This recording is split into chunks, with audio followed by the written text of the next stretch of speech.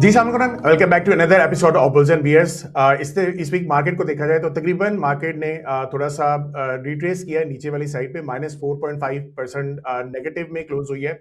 और state bank ने जो है इंटरेस्ट रेट को हाइक किया है बाय 100 बेस पॉइंट, जो कि एक्सपेक्टेड ये था कि बहुत ज्यादा एनालिस्ट ये कह रहे थे कि हो सकता है कि 50% केसेस के अंदर ये स्टेट बैंक जो है इसको होल्ड करेगा, और 50% केसेस में एनालिस्ट ये कह रहे थे कि 50 बेस पॉइंट का इंक्रीज होगा। लेकिन स्टेट बैंक ने यहाँ पे एक सरप्राइज भी दिया है और 100 बेस पॉइंट पे इस पे कट किया है।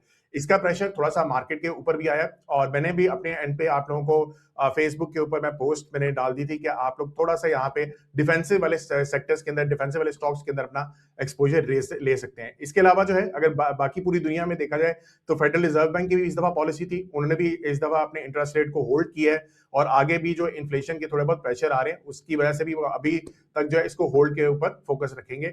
इसके अलावा जो है पाउंड की भी, यूके की भी मॉनेटरी पॉलिसी थी, यूरोप की भी मॉनेटरी पॉलिसी थी, सबने ही इंटरेस्ट रेट को इस टाइम कायम रखा है। ठीक है, अच्छा, इसका इंपैक्ट जो है आगे स्टॉक मार्केट्स पे कैसे होगा हम आगे जाके अब इस बुल्स एंड बियर्स में देखेंगे।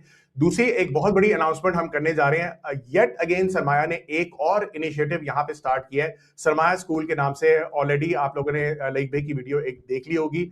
अच्छा, ये हम एक कम्युनिटी बिल्ड करने जा रहे हैं जहां पे आप लोग जो हैं इसमें पार्टिसिपेट कर सकते हैं, चाहे आप स्टूडेंट हैं, चाहे आप बिगिनर हैं, चाहे आप यूट्यूब चैनल से देख के वहां पे आ रहे हैं।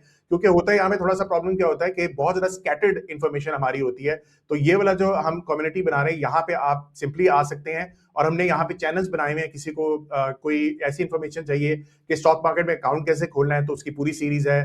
जर का जैसे हमने प्लेटफॉर्म बनाया हुआ है, तो जर के प्लेटफॉर्म में किस तरीके से आप अकाउंट खोल सकते हैं उसकी एक सीरीज बनाई हुई है। फिर उसके अलावा बुल्स एंड बियर्स के हमारी एक पूरी प्लेलिस्ट होती है, आप उसको भी वहां पे जाके देख सकते हैं। और जो मैं अपने एंड पे कोई प्राइवेट वेबिनार करता हूँ, या सलमान करते हैं या फराज करते हैं, तो उसके भी लिंक्स वहां पे आप लोगों के लिए अवेलेबल होंगे। एक अगेन बहुत जबरदस्त की कम्युनिटी है। फेसबुक पे हमने देखा है बहुत ज्यादा डिस्टॉर्शन होती है, बहुत ज्यादा नॉइज होती है, तो हमने उस नॉइज को खत्म करने के लिए ये इनिशिएटिव स्टार्ट किया है, एंड एनीवन कैन ज्वाइन। ठीक है, सो आप लोगों ने लाजमी इसको ज्वाइन कर लेना है। दूसरी चीज यहाँ पे बुल्स एंड बियर्स फॉर्मेट में बताता चलूं, जो लोग नए ज्वाइन कर रहे हैं, तो ये अगेन हर वीकली मैं, फराज और सलमान इसको बुल्स एंड बियर्स को होस्ट करते हैं, और आप लोगों को बहुत ही मजेदार किस्म की मार्केट के एनालिसिस मिलते हैं। सबसे पहले यहाँ पे टॉप डेवलपमेंट्स के ऊपर मैं बात करता हूँ, फिर market recap and script performance Faraz अपने एंड पे बता रहे होते हैं, फिर मैक्रो इकोनॉमिक्स एंड फंडामेंटल्स जो भी आपके पाकिस्तान मार्केट के हैं वो सारे मैं कवर करता हूँ। फिर हमारी जो top scripts of the week है, जिसमें टेक्निकल्स फराज अपने एंड पे कवर करते हैं, एंड फंडामेंटली मैं बताता हूँ कि अगर उसमें कंपनी में कोई फंडामेंटली वीक है या वो स्ट्रॉन्ग है। ठीक है, इसके अलावा global macro economics, gold and forex के ऊपर जो है अगेन मैं अपने एंड पे फंडामेंटली कवर कर रहा होता हूँ, एंड फराज उसको टेक्निकली कवर कर रहे होते हैं। फिर उसके बाद हमारा जो लास्ट सेगमेंट होता है वो क्रिप्टो के ऊपर होता है, और इसके ऊपर अगेन हम सलमान को इनवाइट करते हैं, जो फंडामेंटली उसके ऊपर सारा एनालिसिस आपको करके बताते हैं, एंड फराज अगेन उसके ऊपर टेक्निकल एनालिसिस करते हैं। चलें आप चलते हैं फराज की तरफ। जी फराज भी थोड़ा सा मार्केट का ओवरव्यू देते हैं। जी, हम हाइलाइट्स देख लेते हैं, रिकैप कर लेते हैं जो पिछले दिनों हमने कॉल्स दी थी, और इसके अलावा जिनके टारगेट्स हिट हुए हैं, जिनके एसएल्स हिट हुए हैं, एक उसकी समरी देख लेते हैं। LSEVL हमने कुछ दिन पहले बताया था कि जब ये 8.25 ब्रेक करे तो उस टाइम एंट्री लीजिएगा। ये ब्रेकआउट हुआ इसका, उसके बाद ये 9.9 तक गया, दोबारा आके रीटेस्ट कर रहा है। ये ट्रेड स्टिल इंटैक्ट है। हमारे जो टारगेट्स थे 11:30 के 12 के राउंड, वो स्टिल इंटैक्ट हैं। सो जो भी एसएल इसमें बताया हुआ, ये ट्रेड ट्रिगर हो चुकी है और ये ट्रेड इंटैक्ट है। मैंने कहा इस पर एक अपडेट दे दूँ। लास्ट टाइम हमने गोल्ड के ऊपर जो बात की थी, वो यहाँ चल रहा था 4700 के अराउंड। तो हमारे दो प्लान्स थे, एक या तो ये बाई स्टॉक को ट्रिगर करा दे 4748 4750 के राउंड, या फिर ये इस बाइंग जोन में आ जाए। तो इसने हमारी बाइंग जोन का जो एरिया था $4600 का, उसको ट्रिगर किया। 4477 का इसका एसएल है, अभी वहीं कहीं चल रहा है। उसके बाद ये वहाँ से बढ़ा भी 4640 तक गया, बट हमारे टारगेट्स अभी फ़िलहाल ऊपर के हैं। ये ट्रेड भी इंटैक्ट है। पाउंड CHF बाय स्टॉप की हमारी ये ट्रेड थी, ये ट्रिगर हो चुकी है, ये भी इंटैक्ट है। ENJ USDT, ये मेरे ख्याल में जब तक आप लोगों को ये वीडियो मिली थी, ये वेरी नेक्स्ट आर ही उसका बाय स्टॉप ट्रिगर करके जो इसके टारगेट्स थे वो हिट कर गए थे। सो ओवरऑल जो मार्केट रही वो आइडियली इतनी अच्छी नहीं रही हमारे लिए, लेकिन देखा जाए तो फिर भी जो ट्रिगर्स थे, हमारे ऑर्डर्स थे, वो ट्रिगर हुए। इसके अलावा अगर आप SFEL के क्लाइंट हैं तो कल बहुत ही थर्सडे वाले दिन बहुत ही बेयरिश मार्केट क्लोज हुई है, लेकिन हमने दो कॉल्स दे दी थी सुबह सुबह, एक मैकपेक फिल्म्स की 27.60, और उसके बाद इसने आउटस्टैंडिंग परफॉर्म किया। इन अ नेगेटिव मार्केट। और दूसरी मेरी कॉल थी उसमें अल शहीर की, अगेन नेगेटिव मार्केट में इसने एक बहुत अच्छी आउटस्टैंडिंग परफॉर्मेंस दी। सो रियल टाइम कॉल्स के लिए जहाँ पे मार्केट प्रेशर में हो और बड़ी नपी तुली बहुत अच्छी कॉल्स अगर आप लोग देखना चाह रहे हैं, स्विंग के ऊपर काम करना चाह रहे हैं, तो यहाँ पे आपको कॉल्स मिल सकती हैं। इसके अलावा हमारी जितनी भी ट्रेड्स रही हैं पिछले दिनों में, उसमें एक एसएल हिट हुआ है पीपीएल का, एक एसएल हिट हुआ है एएचसीएल का, और पिथ का हिट हुआ है। वो मेरे ख्याल में जब तक वीडियो आई थी वो उसको हम कंसीडर ऐसे नहीं करते। सो ओवरऑल अभी तक जितनी भी 3-4 एपिसोड्स गुजरी हैं उसमें सारे ऑर्डर्स ट्रिगर इंटैक्ट हैं, उनके एसएल्स नहीं हिट हुए। 2 के एसएल्स हिट हुए हैं, सिर्फ पीपीएल और एचसीएल का। बाकी जो है ओवरऑल इतनी बेयरिश मार्केट में भी हमारा वीक जो था वो अच्छा ही रहा। जी अमार। अगर आपकी सेविंग है डॉलर के अंदर या आपके पास कैश पड़ा हुआ है बैंक के अंदर, आप स्टॉक मार्केट पे इन्वेस्ट ना करके एक बहुत बड़ी अपॉर्चुनिटी से हाथ धो बैठे हैं। सोचिए यही पैसे आपने अगर इन्वेस्ट किए होते तो आज डबल हो गए होते। और इन्वेस्ट ना करने की एक रीजन है कि आप आज भी घबरा रहे हैं कि स्टॉक मार्केट पे इन्वेस्ट करेंगे तो लॉसेज ना हो जाए। सो इसी घबराहट को एड्रेस करने के लिए सरमाया लेकर आ रहा है आपके लिए फाइनेंशियल ट्रेनिंग्स, जो कि आपको हेल्प करेगा कि कैसे आपने कॉन्फिडेंटली स्टॉक मार्केट पे इन्वेस्ट करना है। आज ही सरमाया के कोर्सेज लें एंड बिकम फाइनेंशियली हेल्दी। चलें, परफेक्ट हो गया। और इसके बाद अब हम आते हैं फंडामेंटल एनालिसिस के ऊपर भी थोड़ा सा हम यहाँ पे डिस्कस कर लेते हैं। जैसे कि मैंने आप लोगों को बताया कि इंटरेस्ट रेट सेंट्रल बैंक ने, हमारे स्टेट बैंक ने 100% जो है इसको 100 बेस पॉइंट इंक्रीज किया, विच मीन्स कि 1% इंक्रीज करके अब दिस इज अराउंड 11%। ठीक है। अच्छा, इसके ऊपर मैं बात करने से पहले मैं थोड़ा सा यूएस मार्केट के भी अपने एनालिसिस जो आप लोगों के सामने शेयर किए थे। ये लास्ट टाइम 22 अप्रैल मैंने लास्ट वीक किया, आपकी परफॉर्मेंस दोनों की दिखाई हुई है। यूएस 100 ने तकरीबन 11.5% परफॉर्म किया है और हमारा पोर्टफोलियो तकरीबन 23% परफॉर्म कर रहा है। ये अगेन मैंने प्राइवेट वेबिनार किया था, S&P 500 7.8 और पोर्टफोलियो 12.36। इस टाइम पे यही पोर्टफोलियो 30 अप्रैल जिस टाइम पे अभी हम इसको रिकॉर्ड करें 13.5 यूएस 100 जा चुका है और पोर्टफोलियो जो है तकरीबन 27.6 यूएस मार्केट का पहुंच चुका है। ठीक है। और आपका यूएस 500 9% से पोर्टफोलियो तकरीबन 11%। तो दोनों ही साइडों पे हम बहुत ही जबरदस्त मार्केट को बीट भी कर रहे हैं और हमारे रिटर्न्स काफी जबरदस्त आ रहे हैं। ठीक है।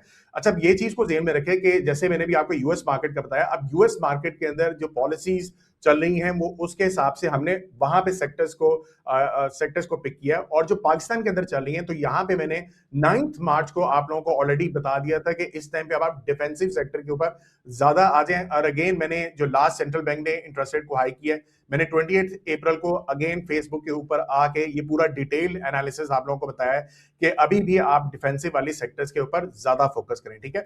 अब जैसे कि यहाँ पे अगर रिजल्ट्स मैं आप लोगों को दिखा दूं, मैं क्यों कहता हूं कि आप लोग, क्योंकि ये मार्केट को मैं ओवरऑल समझता हूं, मुझे पता है कि इंस्टीट्यूशनल इन्वेस्टर जो है वो किस तरीके से सोच रहे हैं, किस साइड के ऊपर ये डायरेक्शन लेके जा रहा होता है। हमारे पास म्यूचुअल फंड्स का डाटा आ रहा होता है सरमाया के ऊपर, वही हम कोर्स पे भी पढ़ाते हैं कि किस तरीके से आपको पता लगे कि आपका इंस्टीट्यूशनल इन्वेस्टर कौन सी जगह पे मूव इन कर सकता है। ठीक है। और आप अपने कैपिटल को किस तरीके से प्रोटेक्ट कर सकते हैं। यहाँ पे अगेन देखें, ये सारे वो स्टॉक्स हैं जो कि आपके सिक्लिकल हैं, यानी कि सिक्लिकल से मैं आपको कह रहा था डिफेंसिव वाली साइड पे आए, आप ऐसे सेक्टर में जाएं। ऑयल एंड गैस जैसे ऊपर ऑयल का रेट ऊपर जा रहा है, ऑयल एंड गैस के अंदर आ जाओ। बैंक्स जो है आपके डिफेंसिव सेक्टर अकाउंट होते हैं। फिर आप रिफाइनरी में आ जाएं, फिर आप जो है टेक्नोलॉजी वाली साइड के ऊपर आ सकते हो। और इस तरह से फूड एंड पर्सनल केयर, ये सारे आपके सेक्टर्स वो हैं जो थोड़े से बेहतर रहते हैं। ठीक है। यहाँ पे अगर आप देखो केएसई इंडेक्स -3%, ये 1 मार्च से अभी तक थोड़ा बहुत इसमें जंप भी आया है, लेकिन अगर आप देखें सिक्लिकल जो है अभी भी थोड़ा सा नेगेटिव वाली साइड पे है। ठीक है।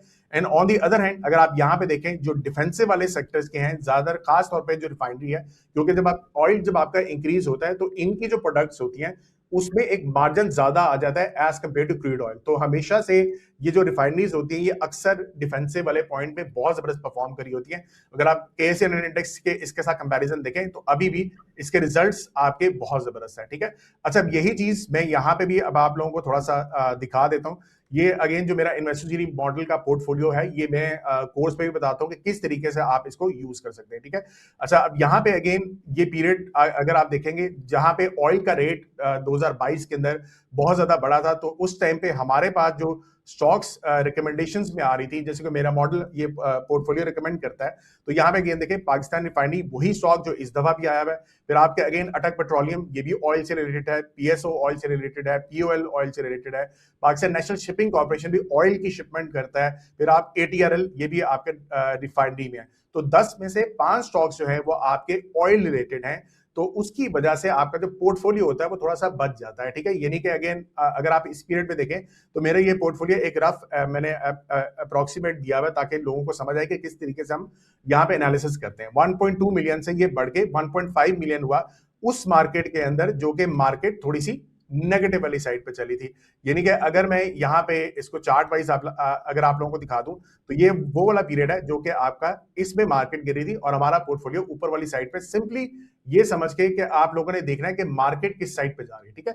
इस टाइम पे अगेन ये जो येलो कलर है, ये रेड कलर है, ये हमारे मैंने कोर्स के अंदर ये चीजें पढ़ाई हैं, ये मैक्रो इकोनॉमिक हमारी कंडीशंस होती हैं। और इस टाइम पे अब हमारा ये येलो जोन थोड़ा सा स्टार्ट हो गया है, यानी कि थोड़ा बहुत मार्केट हल्का फुल्का सा प्रेशर ले सकते हैं, तो you have to stay in defensive sector. Clear हो गया? अच्छा, काफी डिटेल में मैंने इसके ऊपर एनालिसिस भी कर दिया और अब हम चलते हैं टुवर्ड्स हमारे जो इस वीक की डेवलपमेंट्स हैं उसके ऊपर बात कर लेते हैं। सो अगेन ये लास्ट वीक वाली आप लोग इसको थोड़ा सा पॉज कर सकते हैं। इस वीक में IMF executive board meets May 8 to approve 1.2 billion disbursement to Pakistan. This is a big sign और ये एक अच्छा फैक्टर पाकिस्तान के लिए साबित हो सकता है। अभी तक ऑयल जितना ऊपर जा रहा है, हमारे स्टेट बैंक ने जो 1% का इंटरेस्ट रेट बढ़ाया है और ऑयल के रेट्स जो गवर्नमेंट ने बढ़ाए हैं उसकी वजह से हमारे रिजर्व्स के ऊपर प्रेशर नहीं आ रहा। जो हमने 2022 के अंदर गलती की थी, इस दफा गवर्नमेंट ने वो गलती नहीं की, which is a good sign. और इसकी वजह से हमारा पाकिस्तानी रुपी डेप्रिशिएट नहीं कर रहा, इंटरनेशनली कर रहा है, ठीक है। इंटरनेशनली बाकी कंट्रीज के कर रहे हैं, हमारे पाकिस्तानी नहीं कर रहा। अच्छा, पॉलिसी रेट हाइक 1%, ये ऑलरेडी हमने डिस्कस कर लिया। State Bank reserves to reach 18 billion dollars by June. अल्लाह करे बिल्कुल ही ऐसा रहे, सिचुएशन ज्यादा बुरी ना रहे और हमारे 8 बिलियन पे रिजर्व्स रहेंगे तो हमारी पाकिस्तानी रुपी भी थोड़ी सी स्टेबल रहेगी।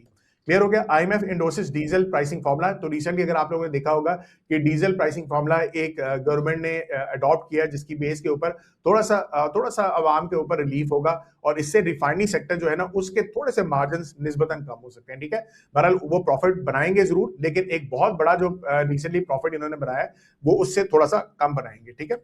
ऑल बिड्स फॉर PIB सकूक rejected by State Bank of Pakistan. तो अगेन जो मैंने पोस्ट में आप लोगों को बताया था कि स्टेट बैंक ने रिसेंटली जितनी भी आपकी बिड्स थी PIBs के ऊपर, सकूक के ऊपर, उसको रिजेक्ट किया है। उसकी ये बहुत बड़ा एक साइन है कि आपके सेकेंडरी मार्केट के अंदर यील्ड्स जो है वो थोड़ी सी नीचे आ सकती हैं और अगर वो नीचे आएंगी तो अगेन हो सकता है कि अगर ऑयल भी नीचे आ जाए, आपकी यील्ड्स भी नीचे आएगी तो स्टेट बैंक अगेन जो है इंटरेस्ट रेट जो उसने हाइक किया है वो वापस नीचे लेके आ सकता है और that could B bullish for the market, ठीक है। तो ये चीज आपने थोड़ी सी जेन में रखनी है। मैक्रो इकोनॉमिक चीजें थोड़ी सी आप अंडरस्टैंड करेंगे तो ज्यादा आपको अच्छी अंडरस्टैंडिंग होगी, ठीक है। UAE leaves OPEC plan to produce transfer more oil. ये ऑलरेडी आप लोगों ने न्यूज में भी देख लिया होगा। OPEC जो है अगेन ऑयल प्रोड्यूसिंग कंट्रीज का एक पूरा कार्टेल बना हुआ था, ठीक है। इसमें UAE जो था वो थर्ड बिगेस्ट मेंबर था। उसने आफ्टर आई थिंक 70 ईयर्स इसको कार्टेल को छोड़ा है और इससे इम्पैक्ट ये आ सकता है कि अब UAE जो है वो 1 मिलियन बैरल पर डे जो है मजीद इस पे इंक्रीज ला सकता है। सप्लाई अगर ज्यादा बढ़ेगी तो ऑयल की प्राइसेस नीचे आ सकती हैं और जब वो आएंगी तो अगेन पाकिस्तान के लिए that could be a good sign, क्योंकि ऑयल जितना नीचे आता है पाकिस्तान के लिए बेहतरी होती है, ठीक है। Cotton output plunges to 40 year low at 5 million bales. ये अच्छी चीज नहीं है। कॉटन की प्रोडक्शन हमारी किसी टाइम पे एक बहुत अच्छी हुआ करती थी, लेकिन अभी फिलहाल नहीं है। इससे थोड़ा सा टेक्सटाइल के जो कॉस्ट है वो ज्यादा बढ़ सकती है, ठीक है। Pakistan notifies 6 land routes for goods transportation to Iran amid Hormuz blockade. तो ये अगेन पाकिस्तान थोड़ा सा ईरान के साथ ताल्लुकात भी अच्छे मेंटेन कर रहा है और उसके अगेन 6 लैंड रूट्स भी उसने प्रपोज किए हैं, ठीक है। उसके बाद European investment bank returns to Pakistan with 160 million for housing and water projects which is a good sign as well. फिर उसके बाद IMF okay 60% cut in gas levy. तो ये भी एक अच्छा साइन होगा कि गैस की प्राइसेस थोड़ी सी कम हो जाएंगी। जब वो कम होगी तो फिर आपके जो सेक्टर्स हैं जो गैस के ऊपर बहुत ज्यादा चलते हैं, खासतौर पे फर्टिलाइजर वगैरह, उनके लिए this is a good sign, ठीक है। उसके बाद आते हैं सर्कुलर डेब्ट हिट्स रुपीज 1.84 ट्रिलियन। तो ये थोड़ा सा ज्यादा बढ़ रहा है, इसको ज्यादा नहीं बढ़ना चाहिए या कम से कम एक जगह स्टेगनेंट हो जाए, वो भी थोड़ा सा आपका अच्छा हो सकता है, ठीक है। Government moves to end sunlight tax for small solar users under 25 kilowatt. तो ये आप लोग देख रहे थे कि ऑलरेडी जो पाकिस्तान गवर्नमेंट ने इसके ऊपर टैक्स लगा दिया था। अब जो है जो छोटे कंज्यूमर्स हैं उनके ऊपर ये छोटा सा टैक्स जो है ये इन्होंने रिवर्स बैक कर दिया, ठीक है। Short term inflation surges to 14% year on year. यहाँ पे ये मैं बहुत अरसे से बात कर रहा हूँ कि बार बार इन्फ्लेशन जो है अभी आपकी ऊपर है, ठीक है। तो इसकी वजह से सेंट्रल बैंक ने भी देखे आपके इंटरेस्ट रेट थोड़ा सा बढ़ाया है। बस ये यही दुआ करें कि ऑयल का रेट नीचे आ जाए, तकरीबन $80 के पास आ जाएगा, तो फिर पाकिस्तान के लिए that would be very very very beneficial. आपको स्टॉक मार्केट बहुत तेजी से ऊपर जाती हुई नजर आएगी। ठीक है। नेक्स्ट चलते हैं, Fed holds steady rate at 3.5% to 3.75%। ये ऑलरेडी मैंने आपको बता दिया, तो ये एक्सपेक्टेड भी था कि ये होल्ड करेंगे। उसके बाद आ जाते हैं आपकी जो कंपनी से रिलेटेड जितनी अनाउंसमेंट है, CCP clears Arif Habib led consortium to acquisition of PIA. तो इनके बकाया जो परसेंटेज रह गया था वो भी अगेन आरिफ हबीब ने उसके लिए बिड कर दी हुई है, तो वो भी अब जो है सीसीपी ने उसको क्लियर कर दिया है। ठीक है। नेक्स्ट जो है Sitara to expand retail network with rupees 4.8 billion IPO funding. So कुछ कंपनी जो है वो आईपीओ का प्लान कर रही है, and that could be a very big thing for stock market as well and for investors as well. ठीक है। और इसके अलावा जो है अरामको की जितनी भी यहाँ पे आपकी ऑयल की फैसिलिटीज वगैरह जो डील कर रही है यहाँ पे कंपनीज, उनको भी यहाँ पे सितारा को थोड़ा बहुत इसका फायदा होगा। ठीक है। Symmetry group signs digital service deal with Jazz targets rupees 1.5 billion revenue. That is the good sign as well. एक छोटी कंपनी है सिमेट्री ग्रुप, और जिस तरह से अगर ये डील करती है तो उससे इनके स्टॉक के ऊपर भी अच्छा इंपैक्ट आ सकता है। Security Papers Limited renews 3-year trade deal with Pakistan Security Printing Corporation, sets 24% margin. तो ये एक पाकिस्तान सिक्योरिटी प्रिंटिंग कॉर्पोरेशन के साथ SCPL जो एक कंपनी है, इन्होंने कॉन्ट्रैक्ट कर लिया है। ठीक है। So this is again good sign. Service long march tyres gets PSX approval for IPO। ये अगेन SRBI जो स्टॉक है, ये मैंने आप लोगों को टॉप 2026 के अंदर पिक में भी दिया था। ऑल्दो ये सिक्लिकल स्टॉक है, लेकिन इसका सबसे ज्यादा जो रेवेन्यू प्रॉफिट आ रहा था वो इसके लॉन्ग ये जो टायर्स बना रहे हैं SLM की जो कंपनी है उसकी वजह से कर रहे थे। अब SLM जो है वो मैंने आप पहले भी बताया था कि 2026 में ये IPO को प्लान कर रहे हैं, और अगेन इनको अब वो अप्रूवल मिल चुकी है। ठीक है।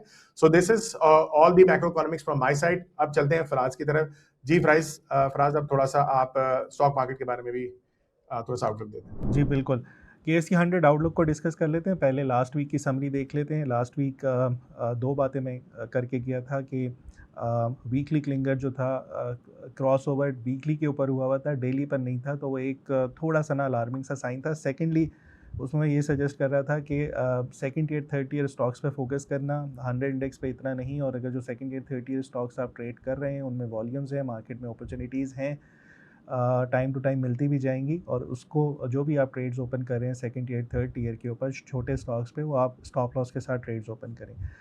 इस वीक देख लेते हैं हमारे पॉइंट्स टेबल पे क्या चल रहा है। सबसे पहले पॉइंट EMA 21 एंड 55 का जो बैंड है, हम काफ़ी टाइम से डिस्कस करते हुए आ रहे हैं। जब यहाँ से फरवरी की एंड में मार्केट इस लेवल्स को 170 को ब्रेक करके नीचे आ रही थी, तो हमारे पास EMA 55 वीकली की जो सपोर्ट थी वो बहुत इंपॉर्टेंट थी, और उसने उसको सस्टेन किया 5 हफ्ते तक, एंड देन फिर वहाँ से मार्केट बाउंस करती भी गई है। लास्ट 2 वीक से 21 के से ऊपर भी ट्रेड कर रही थी। अभी जो साइन आया है कुछ बहुत ज़्यादा बुलिश नहीं है, इससे नीचे आके क्लोज हो गई है, तो हो सकता है ये इसी बैंड के अंदर फ़िलहाल थोड़ा सा टाइम और गुजारे, कंसोलिडेट हो, एंड देन फिर यहाँ से बढ़ना शुरू हो जाए। सो ये न्यूट्रल स्टांस में है, स्टिल इंटैक्ट है, बुलिश ही कंसीडर कर रहे हैं हम इसको, जब तक कि ये दोबारा से कहीं EMA 55 की वीकली क्लोजिंग इससे नीचे ना आ जाए। राइट नाउ स्टैंड करता है 152,287 पे। सो एक strong bullish point still intact है। अच्छा, सेकंड पॉइंट को डिस्कस कर लेते हैं, EFI बुलिश डाइवर्जेंस। ये हमने बड़ा टाइमली यहाँ पे नोटिस किया था कि बुलिश डाइवर्जेंस के बाद मार्केट जो थी वो परफॉर्म करना शुरू कर गई थी 150,000 से बढ़ते हुए, फिर ये 170 प्लस भी गई है। राइट नाउ इस बुलिश डाइवर्जेंस के बाद हमारे पास बेयरिश डाइवर्जेंस नहीं आई, और इस टाइम जो इसकी सिचुएशन है वो यहाँ पे एक क्रिटिकल सपोर्ट एरिया के ऊपर है। एक्सपेक्टेड यही है कि यहाँ से बाउंस आ जाएगा। सो होपफुली स्टिल जो इसका बुलिश स्टांस है वो इंटैक्ट है। उसके बाद हमारे पास एक और पॉइंट था वीकली क्लिंगर क्रॉसओवर का, इसको भी डिस्कस कर लेते हैं। हमारे पास जब भी वीकली क्लिंगर के क्रॉसओवर के ऊपर मार्केट ने बहुत बेहतरीन परफॉर्म किया, ये मैं टाइम टू टाइम बताता रहा हूँ। इस पॉइंट के ऊपर भी मार्केट जो थी वो 120,000 से लेके 166,000 तक स्ट्रेट अप मूव कर गई थी। इससे पहले जब हुआ यहाँ पे क्रॉसओवर तो 80,000 से लेके 120 नॉन स्टॉप कंसेक्यूटिवली ऊपर परफॉर्म करती गई। फिर उससे पहले जो हुआ यहाँ पे 40,000 से लेके 65,000 तक। तो ये हमने पिछले 1.5-2 साल में 3 दफ़ा ऐसे इंस्टेंस देखे थे वीकली क्रॉसओवर के ऊपर मैसिव बुलिश रैली दिखाई थी। अब इस टाइम हमने जब यहाँ पे जब मार्केट टूटना शुरू हो रही थी तो वीकली क्रॉसओवर बेयरिश साइड के ऊपर था, और उसके बाद हमने देखा कि मार्केट ठीक ठाक नीचे टूटी है। लास्ट 2 वीक से इसने क्रॉसओवर बुलिश साइड पे किया था, लेकिन राइट नाउ अभी इसका अभी जो स्टेटस है वो यही है कि बिल्कुल नो मैन्स लैंड पे है, बिल्कुल एज पर है। अगर ये यहाँ से नीचे आई तो काम ख़राब हो सकता है। लास्ट वीक भी मैं बता के गया था, क्लिंगर वीकली के ऊपर तो बड़ा बुलिश है, लेकिन डेली के ऊपर ये वीक होता हुआ हमें नज़र आ रहा था और वैसे ही पूरे हफ्ते रहा, ये इसने नेगेटिव उसमें रहा। इसके लिए बड़ा इंपॉर्टेंट है कि डेली भी ऊपर चला जाए। मंडे या ट्यूसडे अगर हमारी मार्केट 3-4 हज़ार पॉइंट्स ऊपर जाती है तो ये क्रॉस कर जाएगा, तो वीकली एंड डेली दोनों का मर्ज होना, दोनों का सिंक होना एंड फंक्शन के तौर पे ये बेहतरीन इंडिकेशन होगी बुलिश साइन की। सो राइट नाउ इतना कोई ख़ास स्ट्रॉन्ग पॉइंट नहीं है, स्टिल हम होप यही रख सकते हैं कि यहाँ से इसके ऊपर बाउंस आ जाए मार्केट का। इसके बाद बुलिश डाइवर्जेंस हमारे पास RSI पे आई थी और वीकली बेरिश डाइवर्जेंस नहीं आई हुई RSI के ऊपर, डेली के ऊपर। सो इसका ये मतलब है कि स्टिल इंटैक्ट है। हम यही एक्सपेक्ट कर रहे हैं कि जब तक कि ऊपर जाके एक और हाई बनाए तेज़ी से और फिर RSI के ऊपर डाइवर्जेंस क्रिएट हो, सो वो अभी यहाँ पे फ़िलहाल हमें ऐसा होता हुआ नज़र नहीं आ रहा। फिर लास्ट 2 वीक से 2 series of consecutive high rise and high lows हमारे पास बन गई है। Still high and low intact है। जो पिछला वाला था वो था 160,158 और अगर ये मार्केट इससे नीचे आती है तो हमारे पास ये वाला पॉइंट यहाँ से ख़त्म हो जाएगा। सो अब देखना ये है कि हमारे पास वीकली क्लिंगर क्रॉस ओवर अगर वीकली बेसिस के ऊपर भी नीचे आया, ये पॉइंट हमारा यहाँ से ख़त्म हो जाएगा। अगर ये 160,000 से मार्केट नीचे आती है, आपका सेकेंड पॉइंट ख़त्म हो जाएगा और ये दोनों बेयरिश उसमें चले जाएंगे। सो पॉइंट्स टेबल पे फिर आपके पास बेयर्स का वेट ज़्यादा हो जाएगा। राइट नाउ हम बड़ी क्रिटिकल सिचुएशन में इस टाइम टेक्निकली यहाँ पर मौजूद हैं। होपफुली अगर यहाँ से बाउंस आ जाए बड़ा सॉलिड मंडे ट्यूसडे को, तो ये सब कुछ सस्टेन हो सकता है। राइट नाउ है तो अच्छी सपोर्ट पर होना चाहिए, लेकिन अगर ये ब्रेक हुआ तो हमारे पास ये बेयरिश पॉइंट्स फिर यहाँ से ज़्यादा बन जाएंगे। अब बेयरिश पॉइंट्स को भी डिस्कस कर लेते हैं। हमारे पास वीकली RSI के ऊपर बेयरिश डाइवर्जेंस है, काफ़ी टाइम से चलती हुई आ रही है। इसके लिए होना ये चाहिए कि वीकली के ऊपर बुलिश डाइवर्जेंस बने, वो अभी तक बनती हुई नहीं नज़र आ रही, वो काफ़ी दूर है। फिर लास्ट टाइम भी हमने डिस्कस किया था कि गैप्स जो हैं वो यूजुअली फिल होते हैं, ज़रूरी नहीं होता कि फिल हों, लेकिन ये ज़रूर अपनी तरफ अट्रैक्ट करते हैं प्राइस को या इंडेक्स को। सो राइट नाउ अभी होता हुआ लग रहा है कि शायद अगर ये सस्टेन नहीं कर पाता 160,000 को, फिर ये हम हो सकता है 152-153 की तरफ जाएं, गैप फिल हो जाए। अच्छा, जब ये गैप फिल हो जाएगा, ये बड़ा स्ट्रॉन्ग आपका बुलिश पॉइंट होगा। सो मेरे ख़्याल में अगर हो जाता है तो अच्छी बात है, नहीं होता वेल एंड गुड। तो यहीं से बाउंस आ जाए तो हमारे पास क्लिंगर और HH हायर एंड हाई लोज की पोजीशन जो है वो बड़ी स्ट्रॉन्ग हो जाएंगी। फिर लास्ट टाइम भी मैंने ये डिस्कस किया था आप लोगों से कि भाई हम लोग फिप की रिट्रेसमेंट बुलिश साइड पर देखते हैं, लेकिन अगर बेयरिश साइड पे देखें, सो ये जो बेयरिश रैली थी 190,000 से लेके 143,000 तक की, उसका जो बाउंस आ रहा था गोल्डन पॉकेट का वो 175 के अराउंड था, जो बड़ी स्ट्रॉन्ग रेजिस्टेंस बनी। अगर इससे नीचे, ये लास्ट टाइम मैं डिस्कस करके किया था, अगर इससे नीचे रहती है तो हम देखेंगे कि मार्केट में प्रेशर रह सकता है या साइडवेज हो सकती है, वो हमने विटनेस किया है लास्ट वीक। सो 175 का जो मार्क है ये बहुत इंपॉर्टेंट है आगे जाके रैली के लिए। सो फिलहाल ये कैप आप इसको कंसीडर करें कि ये बड़ा स्ट्रॉन्ग रेजिस्टेंस जोन यहाँ पे बना हुआ है। सो जब ये ब्रेक होगा तो बहुत अच्छी रैली में कन्वर्ट हो सकता है। और जिस तरीके से अभी हमार बता रहे हैं कि हमारे पास क्या कैटलिस्ट हैं, यही हैं कि ऑयल प्राइसेस नीचे आ जाएं, इन्फ्लेशन आपकी कम हो जाए, इंटरेस्ट रेट दोबारा नीचे आ जाएंगे, सो इंडेक्स फिर यहाँ से परफॉर्म करना शुरू कर जाएगा। दूसरा T+2 के ऊपर हम काफ़ी टाइम से बात करते हुए आ रहे हैं। जब मार्केट यहाँ पे वॉर की वजह से टूट रही थी तो उसमें एक फैक्टर T+2 का भी था। सो अगर वो दोबारा से आ जाता है मार्केट में तो होपफुली पोजीशंस जो हैं या इंडेक्स की जो पोजीशन है वो थोड़ी बेहतर होते हुए नज़र आ जाए। करना क्या है? करना ये है कि अगर आप लोग मार्केट में अपॉर्चुनिटी है, वॉल्यूम्स हैं, ट्रेड आप दोनों साइड पे कर सकते हैं। जो शॉर्ट सेलर्स हैं वो भी अच्छा प्ले कर सकते हैं, जो बायर्स हैं बाय ऑन डिप वाली स्ट्रैटेजी पे वो भी अच्छा प्ले कर सकते हैं। करना ये है कि जो भी आप टेक्निकली ट्रेड कर रहे हैं उसके ऊपर आपने एसएल लगाना है और मोस्टली आप इंडेक्स के ऊपर डिपेंडेंट ना रहें। हो सकता है इंडेक्स 3,000-4,000 पॉइंट्स माइनस चल रहा हो, लेकिन आपको सेकंड ईयर थर्ड ईयर में 4-5 ऐसे स्टॉक्स मिल जाएं जो कैप हो, जो जिनका इंडेक्स से कोई ताल्लुक नहीं है। सो इस टाइम मुझे लग रहा है कि मार्केट जो है वो इंडेक्स को ज़्यादा नहीं देखेगी और जो आपके सेकंड ईयर थर्ड ईयर में जो ट्रेडेबल स्टॉक्स हैं 10 रुपये से नीचे 20 रुपये के करीब, 25 रुपये के करीब, ये बहुत अच्छा आपको शॉर्ट टर्म में ट्रेड्स करा सकते हैं। सो मार्केट में काम है, मार्केट में ट्रेडिंग अपॉर्चुनिटीज़ हैं, स्टॉप लॉस के साथ ट्रेड को करना चाहिए। इंडेक्स को थोड़ा सा सेटल डाउन होने दें, कूल डाउन होने दें, चीज़ें बेहतर होती हुई नज़र आएंगी, दोबारा से ये रैली में कन्वर्ट हो जाएगा इंशाल्लाह। सो ओवरऑल ये स्टांस रखना चाहिए। बाकी ऑब्वियसली इस टाइम सभी की नज़रें परमानेंट सीज़ फायर और क्रूड ऑयल की प्राइस पे डिपेंडेंट है। सो ये मार्केट भी उसी के ऊपर रिएक्ट कर रही है फ़िलहाल। जी अमार। स्कूल ने मुझे हिस्ट्री, ज्योग्राफी, साइंस तो सिखा दी, लेकिन बिल कैसे भरना है, रेंट कैसे पे करना है, ये नहीं बताया। सुनने में अजीब लग रहा है? जी बिल्कुल। तो सरमाया लाया है कुछ अलग, ऐसा कोर्स जो कि सिर्फ बच्चों के लिए है, जो उनको सिखाता है ज़िंदगी में असल काम आने वाली चीज़ें, जैसे कि बजट बनाना, बचत करना, सरमायाकारी करना। सिर्फ थ्योरी नहीं, बल्कि रियल लाइफ स्किल्स जो उनका मुस्तकबिल संवार दे। तो शुरू करते हैं आज से। जो स्कूल छोड़ देता है वो हम सिखाते हैं। परफेक्ट हो गया। चलें फराज भाई, आप टॉपिक्स पे भी आ जाते हैं, डायरेक्टली आ जाते हैं उस पे। अच्छा, इस दफ़ा की टॉप पिक्स जैसे मैंने अभी रिव्यू करते हुए दिखाया था कि हमने थर्सडे को कॉल दी थी मैकपेक फिल्म्स की। सो राइट नाउ मैकपेक फिल्म्स के ऊपर एक्यूमुलेशन जोन थी। एक्यूमुलेशन जोन बहुत अच्छी बनी हुई थी इसकी 40-45 डेज़ की, वो ब्रेक हुई है। और ये जो एक्यूमुलेशन जोन चल रही थी इसमें डल वॉल्यूम्स थे। डल वॉल्यूम्स इंडिकेट करते हैं बेसिकली कंसोलिडेशन को, बहुत अच्छी स्ट्रॉन्ग कंसोलिडेशन को।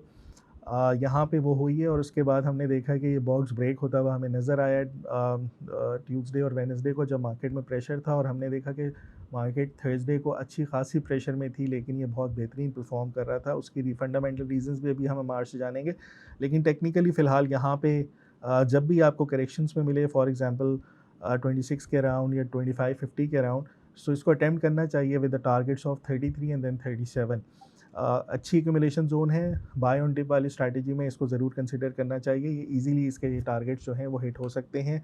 स्टॉप लॉस अगर कोई रख रहा है 26 या 27 के अराउंड अगर मिलता है तो 23 का इसका स्टॉप लॉस बनता है। अमार, मैकपेक फिल्म्स का रिज़ल्ट बहुत बेहतरीन आया और हमने देखा है कि बहुत ही बेयरिश मार्केट में ये बहुत बेहतरीन परफॉर्म कर रहा था। और रिज़ल्ट आने से 1-2 दिन पहले ही पता चल रहा था टेक्निकली कि इसने एक्यूमुलेशन बॉक्स को ब्रेक करने की कोशिश की है। So going forward, do you think कि ये जो इसके रिजल्ट्स अभी रिफ्लेक्ट हुए हैं मार्केट पे, आगे भी ये सस्टेन करेगा अपने रिजल्ट्स को? अच्छा, इसको थोड़ा सा हम यहाँ पे डिस्कस भी कर लेते हैं। आप बिल्कुल सही कह रहे हैं। इसने लास्ट डे जो है वो अपर कैप भी किया है। यहाँ पे आप सरमाया की वेबसाइट पे देख सकते हैं। एक चीज जो मुझे हमेशा से मैं बड़ा क्लियरली कहता होता हूँ कि मुझे फंडामेंटली स्ट्रॉन्ग कंपनी चाहिए होती है। रिजल्ट्स तो इसका अच्छा है as compare to last year, ठीक है, लेकिन हिस्टोरिकल नंबर्स के अगर ऊपर देखा जाए तो इसके रेवेन्यूज ईयर ऑन ईयर थोड़ा सा नीचे वाली साइड पे भी जा रहे हैं। अच्छा, अब यहाँ पे अगेन आप देखो ग्रोथ वाइज अगर आप देखेंगे तो रेवेन्यू जो है इसका पहले काफी ज्यादा बढ़ गया हुआ था, लेकिन अब जो है थोड़ा सा स्टेगनेंट वाली साइड पे आ रहा है। लेकिन ऑन दी अदर हैंड इसके जो प्रॉफिट है वो काफी हद तक कम हुए हैं, क्योंकि इसकी जो मार्जिन्स है वो काफी हद तक नीचे वाली साइड पे जा रहे थे। रिसेंटली अगर आप देखेंगे तो 2025 से अब जो है ये थोड़ा सा इंक्रीज किया और क्वार्टर ऑन क्वार्टर जो है इसका प्रॉफिट वो थोड़ा सा ज्यादा उसके अंदर जंप आ रहा है, ठीक है।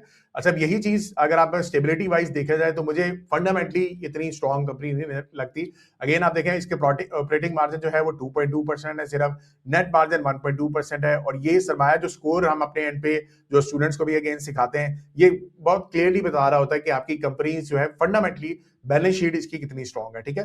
टैक्स रेट जो है ये अगेन चलें इसका नेगेटिव वाली साइड पे आ रहा है। और उसके बाद करंट रेशियो इसका काफी नीचे है। फिर आपका टोटल डेट भी बढ़ रहा है। डेट टू इक्विटी जो है वो फिर भी थोड़ी बहुत ये मुनासिब रेंज पे चल रहा है। कैश फ्लो जो है इसका थोड़ा बहुत अभी नीचे है। और अगेन आप कैश पर शेयर की बात करेंगे तो तब भी ये थोड़ा बहुत डिक्लाइनिंग वाली साइड पे जा रहा है, लेकिन वैसे गुड इस वजह से कह रहा है कि 3 ईयर एवरेज हम 5 ईयर एवरेज के साथ देखते हैं। सो वो टेक्निकली अगर आप देखें 3 ईयर एवरेज भी यहाँ पे पिछले 3 साल में ये वैसे नीचे वाली साइड पे ही है, ठीक है। अच्छा, अब इसके अंदर जो आपको नजर आ रहा है कि जिसमें इसमें थोड़ी बहुत बेहतरी आई है वो इसके क्वार्टरली थोड़े से रिजल्ट्स थोड़े से बेहतर आए हैं, तो इस वजह से इसके अंदर थोड़ा सा आपको यहाँ पे जंप नजर आ रहा है। यहाँ पे अगेन आप आके यहाँ पे देख भी सकते हो। तो रिसेंटली 1.67 बिलियन इसकी थोड़ी सी सेल्स बढ़ी हैं। फिर उसके अगेन थोड़ा सा अगर आप नीचे आए, सो ये लास्ट जो इसका क्वार्टर था उसमें ये थोड़े से नेगेटिव रिजल्ट था। और उसके बाद जो है अब इस दफा जो है इसका थोड़ा सा पॉजिटिव रिजल्ट आया, ठीक है। ऑलरेडी फंडामेंटली हमने सारी चीजें भी बता दी। डेट टू इक्विटी थोड़ी सी इसकी 50 के पास, विच इज गुड इनफ, ठीक है। ये मतलब 50 से नीचे हो तो आपकी डिसेंट होती है, ठीक है। अच्छा, अब ये कंपनी करती क्या है ये भी आपको चीज पता होना चाहिए। 2 जनवरी को वैसे बाय द वे इनका CFO ने रिजाइन किया, वो भी नीचे अनाउंसमेंट पे भी यहाँ पे लिखा होता है। अगेन हम सरमाया के ऊपर आके यहाँ पे जितनी भी अनाउंसमेंट्स होती हैं यहाँ पे भी आप इसको देख सकते हैं, ठीक है। सो यहाँ पे अगेन इनकी मैंने यहीं से खोल के देखा था, अगेन इनके सीएफओ ने रिजाइन भी किया है। फिर इसके अलावा जो है ये प्लास्टिक पैकेजिंग मैन्युफैक्चरिंग एक ये लोग करते हैं, ठीक है, 1993 से ये लोग कर रहे हैं। फिर ये करते हैं बाइक्सली ओरिएंटेड पॉलीप्रोक्सिलाइन, ठीक है, ये बीओपीपी है कहलाता है, एंड कास्ट पॉलीप्रोपिलाइन सीपीपी फिल्म्स होती हैं। ये आपकी फूड पैकेजिंग के अंदर, लेबलिंग के अंदर और जो आपकी स्पेशलिटी पैकेजिंग के अंदर, इसके अंदर यूज होती है। रिसेंटली क्या हुआ है कि जो आपके डेयरी प्रोडक्ट्स की जो थोड़ी बहुत कंपनीज के फूड के रिजल्ट्स थे वो काफी हद तक बेहतर आए हैं। उसकी बहुत बड़ी रीजन ये भी थी कि आपके जो टैक्स के बेनिफिट्स थे उसमें से थोड़े से उसमें बेहतरी आई और इनके रिजल्ट्स इंप्रूव हुए थे। अब जहां पे रिजल्ट्स वहां पे इंप्रूव होंगे तो फिर अगेन इनके जो प्रोडक्ट्स हैं पैकेजिंग वाली वो भी ज्यादा यूज होंगे, और ऑल्दो पिछले सालों से नीचे ही था, लेकिन रिसेंटली जो इंप्रूवमेंट हुई है इसकी वजह से आपको ये परफॉर्म करता हुआ नजर आया, ठीक है। चलें बैक टू फराज। अच्छा, नेक्स्ट पिक है अल शहीर की, और ये हमने कुछ अर्सा पहले जब हम इनसाइडर ट्रांजैक्शंस की बात कर रहे थे तो उसमें भी हाईलाइट किया था कि इसमें इनसाइडर ट्रांजैक्शन शुरू हो चुकी है। इनसाइडर ट्रांजैक्शंस के बाद फिर आप ये देखिएगा कि इसमें वॉल्यूम्स बढ़ना शुरू हुए, और फिर हमने देखा कि थर्सडे वाले दिन जब मार्केट में शदीद प्रेशर था ये बहुत अच्छा परफॉर्म कर रहा था। मेरे ख्याल में अगर यहाँ पे करंट प्राइस पे बाय करते हैं तो इसका स्टॉप लॉस फिर आपका 9.90 का बनता है। शॉर्ट टर्म ट्रेड करें, फर्स्ट टारगेट इसका 12 का रखें, सेकंड टारगेट 13.25 का रखें। यहाँ पे बुलिश डाइवर्जेंस थी और थोड़ा कंसोलिडेट हुआ, कंसोलिडेशन इनसाइडर ट्रांजैक्शंस में हमें नज़र आ रही थी, और फिर अब ये जो है वॉल्यूम्स के साथ थोड़ा सा परफॉर्म करना शुरू कर गया है। इससे पहले चलते हैं, इसी तरह की इसने एक्टिविटी पहले भी दिखाई थी मई 2025 में, यही टाइम था अप्रैल और मई का, इसकी यही कैरेक्टरिस्टिक यहाँ पे शो हो रही है। एंड देन उसके बाद ये जो इसने रैली की थी 2-3 महीने की कंसोलिडेशन के बाद 7.7 से बढ़ता हुआ ये तकरीबन 23.4 तक चला गया था, 3.5 टाइम्स बढ़ गया था। सो अगर इतनी बड़ी कंसोलिडेशन हमें यहाँ पे भी नज़र आ जाती है, लेट्स से ये 10 से 12 के दरमियान जमा होता रहे, तो हो सकता है गोइंग फॉरवर्ड ये फिर इसी तरीके से ये जो उसने हाइज़ लगाए थे लॉन्ग रन में वहाँ तक चला जाए। फंडामेंटली कोई ख़ास स्ट्रॉन्ग कंपनी नहीं है, अभी हमारे इसके ऊपर डिटेल से बात करेंगे। अगर आप इसको ट्रेड करना भी चाह रहे हैं तो काइंडली स्टॉप लॉस के साथ ज़रूर ट्रेड कीजिएगा। ये ना हो कि ये दोबारा से कहीं स्ट्रगल करे, 4 रुपये पे आ जाए तो आप लोग परेशान हो जाए।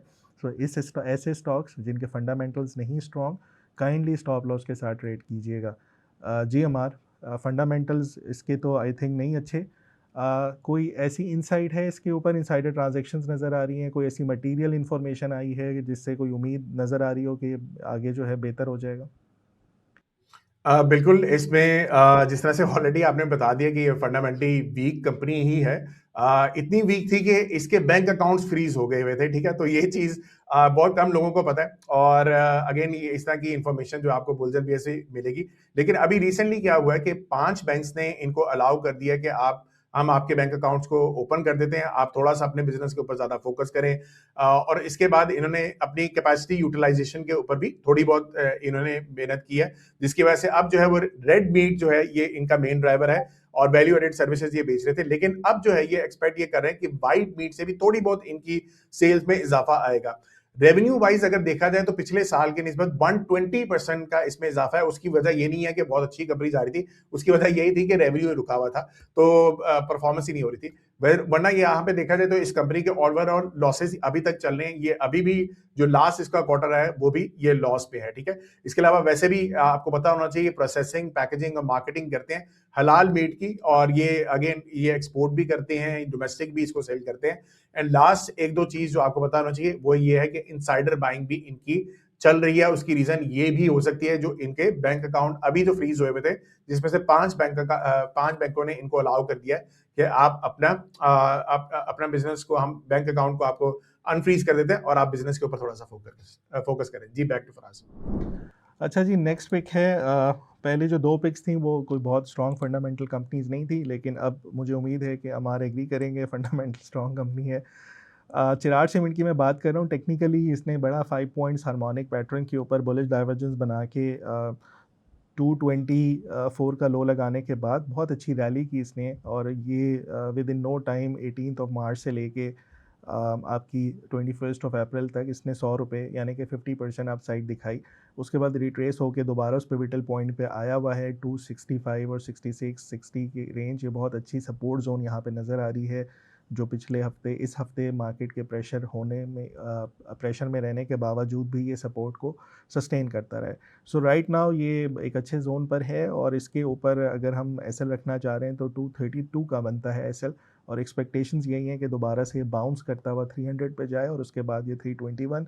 सो ओवरऑल ये एक अच्छे बुलिश डाइवर्जेंस के बाद एक हाई बनाया है, तो ये दूसरा हायर लो इसका हो सकता है, यहाँ से हम एक और बाउंस इसमें एक्सपेक्ट कर सकते हैं। अमार चिराग सीमेंट में भी इनसाइडर ट्रांजैक्शंस चल रही है मेरे ख्याल में, बायबैक अनाउंस किया कंपनी ने, और इसके बाद अब ये बताइएगा कि ये जो जंगी सूरत हाल हैं, डू यू रिकमेंड के सीमेंट सेक्टर में हमारे पास पोर्टफोलियो में स्टिल अच्छी पोजीशन होनी चाहिए या मार्जिनली पोजीशंस को रिड्यूस करके डिफेंसिव स्टॉक्स की तरफ जाएं? अच्छा, मेरी हमेशा से रिकमेंडेशन होती है, जब भी आपकी ऑयल की प्राइसेस ऊपर जा रही होती हैं तो आपके मुल्क के अंदर जब इन्फ्लेशन ऊपर जाएगी तो सबसे ज़्यादा जो हिट आता है वो आपके सीमेंट सेक्टर के ऊपर आता है। तो इस वजह से मैं तो सीमेंट सेक्टर को थोड़ा सा अवॉइड करवाऊंगा। लेकिन अगर आप सीमेंट सेक्टर में किसी भी कंपनी में जाना चाहते हैं तो आप कॉन्ग्लोमरेट जैसी कंपनीज होती हैं, आप उसके ऊपर ज़्यादा फोकस कर सकते हैं। जैसे कि लक्की सीमेंट है, एक बहुत बड़ी जाइंट कंपनी है, सिर्फ सीमेंट का उनका बिजनेस नहीं है, इसके अलावा काफ़ी ज़्यादा वो ऑलरेडी बिजनेस करते हैं। ठीक है, maple leaf is another company जो कि अगेन काफ़ी ज़्यादा बिजनेस के अंदर उनका एक्सपोजर भी है, तो इस तरीके से आप ऐसी कंपनीज को पिक कर सकते हैं। बहरहाल इसमें जो ट्रिगर्स वगैरह होते हैं उसको भी आपको साथ साथ मद्देनजर रखना होता है। ठीक है, अच्छा अब चिराग सीमेंट के ऊपर थोड़ा डिस्कस कर लेते हैं। जैसे ऑलरेडी आपने बता दिया कि फंडामेंटली बहुत स्ट्रॉन्ग कंपनी है। अगेन सरमाया स्कोर हमारे पास बहुत बेहतरीन आ रहा है, इसका 79 आ रहा है, ऑल्दो इंट्रिंसिक वैल्यू इसकी बहुत ज्यादा यहाँ पे नजर आ रही होगी, और अगेन ये बेस्ड ऑन पास्ट डाटा होता है, तो ये चीज आप जेन में रखें, ये अजम्पशन की बेस के ऊपर होता है। ठीक है, बहरहाल लेकिन यहाँ पे अगेन आप देखो स्टेबिलिटी में कितना जबरदस्त है मेरे पास स्कोर आ रहा है। जो अभी मैंने आपको मैक फिल्म्स का दिखाया था, इसका बिल्कुल ही ऑपोजिट है। नेट मार्जिन देखिए बहुत बेहतरीन चल रहा है, करंट रेशियो आउटस्टैंडिंग है, टैक्स डेब्ट टोटल डेब्ट उल्टा कम कर रहे हैं। ठीक है, अब कुछ अर्सा पहले ज्यादा था लेकिन अब ये कम कर रहे हैं। डेब्ट टू इक्विटी 14.25 आउटस्टैंडिंग। ठीक है, तो ये सारी चीजें, cash flow operation, net change in cash, CFO versus जो सीपैट आपका है, cash flow operation, profit after tax है, ये भी बहुत जबरदस्त है। तो ये सारे सिनेरियो काफी हद तक अच्छे जा रहे हैं, लेकिन as compare to other stocks इसने वो परफॉर्मेंस नहीं दिखाई। और अगेन अगर आप यहाँ पे देखेंगे तो ये चलें, लेट्स सपोज कि अगर हम 6 मंथ्स को यहाँ पे देख रहे हैं तो 6 मंथ्स के अंदर भी आपको जो इनकी परफॉर्मेंस है वो as compare to other companies यहाँ पे नजर आ रही होगी। तो चिराग सीमेंट की निस्बतन थोड़ी सी कम वाली साइड पे रही है। ठीक है, अब इसकी रीजन बहुत बड़ी ये है कि अगेन इनका जो बिजनेस है, ये बिजनेस सिर्फ डोमेस्टिक सीमेंट्स नहीं बेचते, ये एक्सपोर्ट भी कर रहे थे, और एक्सपोर्ट अफगानिस्तान को ज्यादा जाती थी। रिसेंटली अफगानिस्तान के साथ जो क्लैशेस आ रहे थे उसकी वजह से इनकी जो एक्सपोर्ट की सेल्स है वो निस्बतन कम हो गई थी, जिसकी वजह से थोड़ा सा हिट आया। और अगेन आप यहाँ पे देखें जो इनके रेवेन्यू है वो इस वजह से बिल्कुल फ्लैट थे। और अगेन जो ईपीएस वाली साइड पे अगर आप आओगे तो पहले 2024 से 28 से बढ़ते हुए 44 के पास इनकी ईपीएस गई, और अब जो है वो थोड़ा सा डिक्लाइन हुई। वही रीजन जो अभी मैं आप लोगों को बता रहा हूँ। क्वार्टरली थोड़ा सा यहाँ से भी देख लेते हैं कि इनका क्या सिनेरियो चल रहा है, और उसकी बेस के ऊपर अगर आप यहाँ पे आते हैं तो अब जो है ये आप देख सकते हो कि थोड़ा बहुत अब अर्निंग्स इंक्रीज होना शुरू हो गई, क्योंकि डोमेस्टिक सेल्स अभी भी थोड़ी सी बेहतर है। आगे गोइंग फॉरवर्ड जो ऑयल की प्राइसेस ऊपर आई हैं, अब उसका इंपैक्ट थोड़ा बहुत जाहिर सी बात है लाजमी आएगा। बैलेंस शीट के ऊपर यहाँ पे एक चीज मैं आपको दिखाना चाह रहा हूँ, ये देखें, इनके पास 16.5 बिलियन के कैश एंड कैश इक्विवेलेंट है, विच इज वेरी गुड। और अगेन इसको अगर आप यहाँ पे शेयर्स आउटस्टैंडिंग के साथ डिवाइड भी करेंगे तो आपके पास कैश पर शेयर की वैल्यू भी आ जाएगी, जो कि आप लोगों को यहाँ पे भी नजर आ सकती है। ये देखें कैश पर शेयर इनके पास तकरीबन 85 का पड़ा हुआ है। ये सारे सिनेरियोज आपको बताते हैं कि फंडामेंटली स्ट्रॉन्ग कंपनी है। थोड़े से ट्रिगर्स जो हैं इनको चाहिए, जिसकी वजह से इसकी जो बेहतरी होगी, मतलब थोड़ा सा भी रिजल्ट अच्छा आएगा तो कुछ ना कुछ इनके ट्रिगर्स हमें चाहिए होंगे। ठीक है, अच्छा बाकी इसके अभी जो डेवलपमेंट्स हैं उनके ऊपर भी बात कर लेते हैं। रिसेंटली जो है ये 9 मेगावाट्स का इन्होंने सोलर कैपेसिटी को ऐड किया है। टोटल जो है तकरीबन इनकी 25 मेगावाट सोलर कैपेसिटी ज्यादा बढ़ गई है। टोटल रीन्यूएबल एनर्जी जो है इनकी अब जो है तकरीबन 45 मेगावाट्स के ऊपर आ गई है। ऑलरेडी सारी सीमेंट कंपनी जो है रीन्यूएबल एनर्जी के ऊपर काफी ज्यादा काम कर रही है, और यहाँ पे हमें चिराग सीमेंट का भी नजर आ रहा है कि इन्होंने काफी हद तक इसमें बेहतरी लाई है।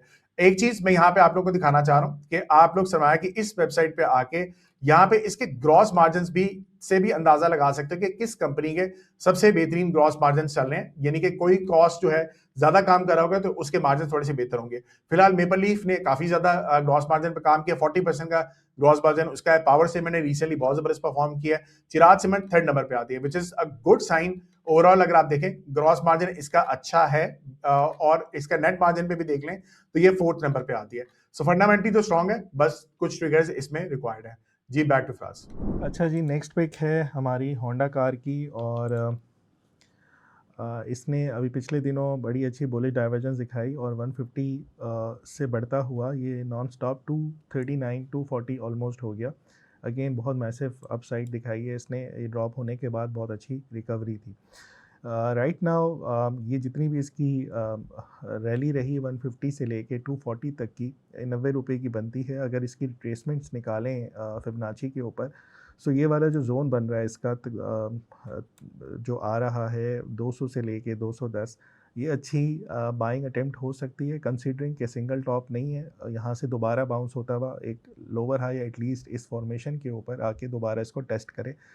सो अगर ये डिस्काउंटेड प्राइस पे मिल जाता है तो इसका एसएल जो बनेगा वो 175 का होगा एंड देन आप इसके टारगेट्स 240 और फिर थोड़े से ऊपर 250 के अराउंड भी रखे जा सकते हैं।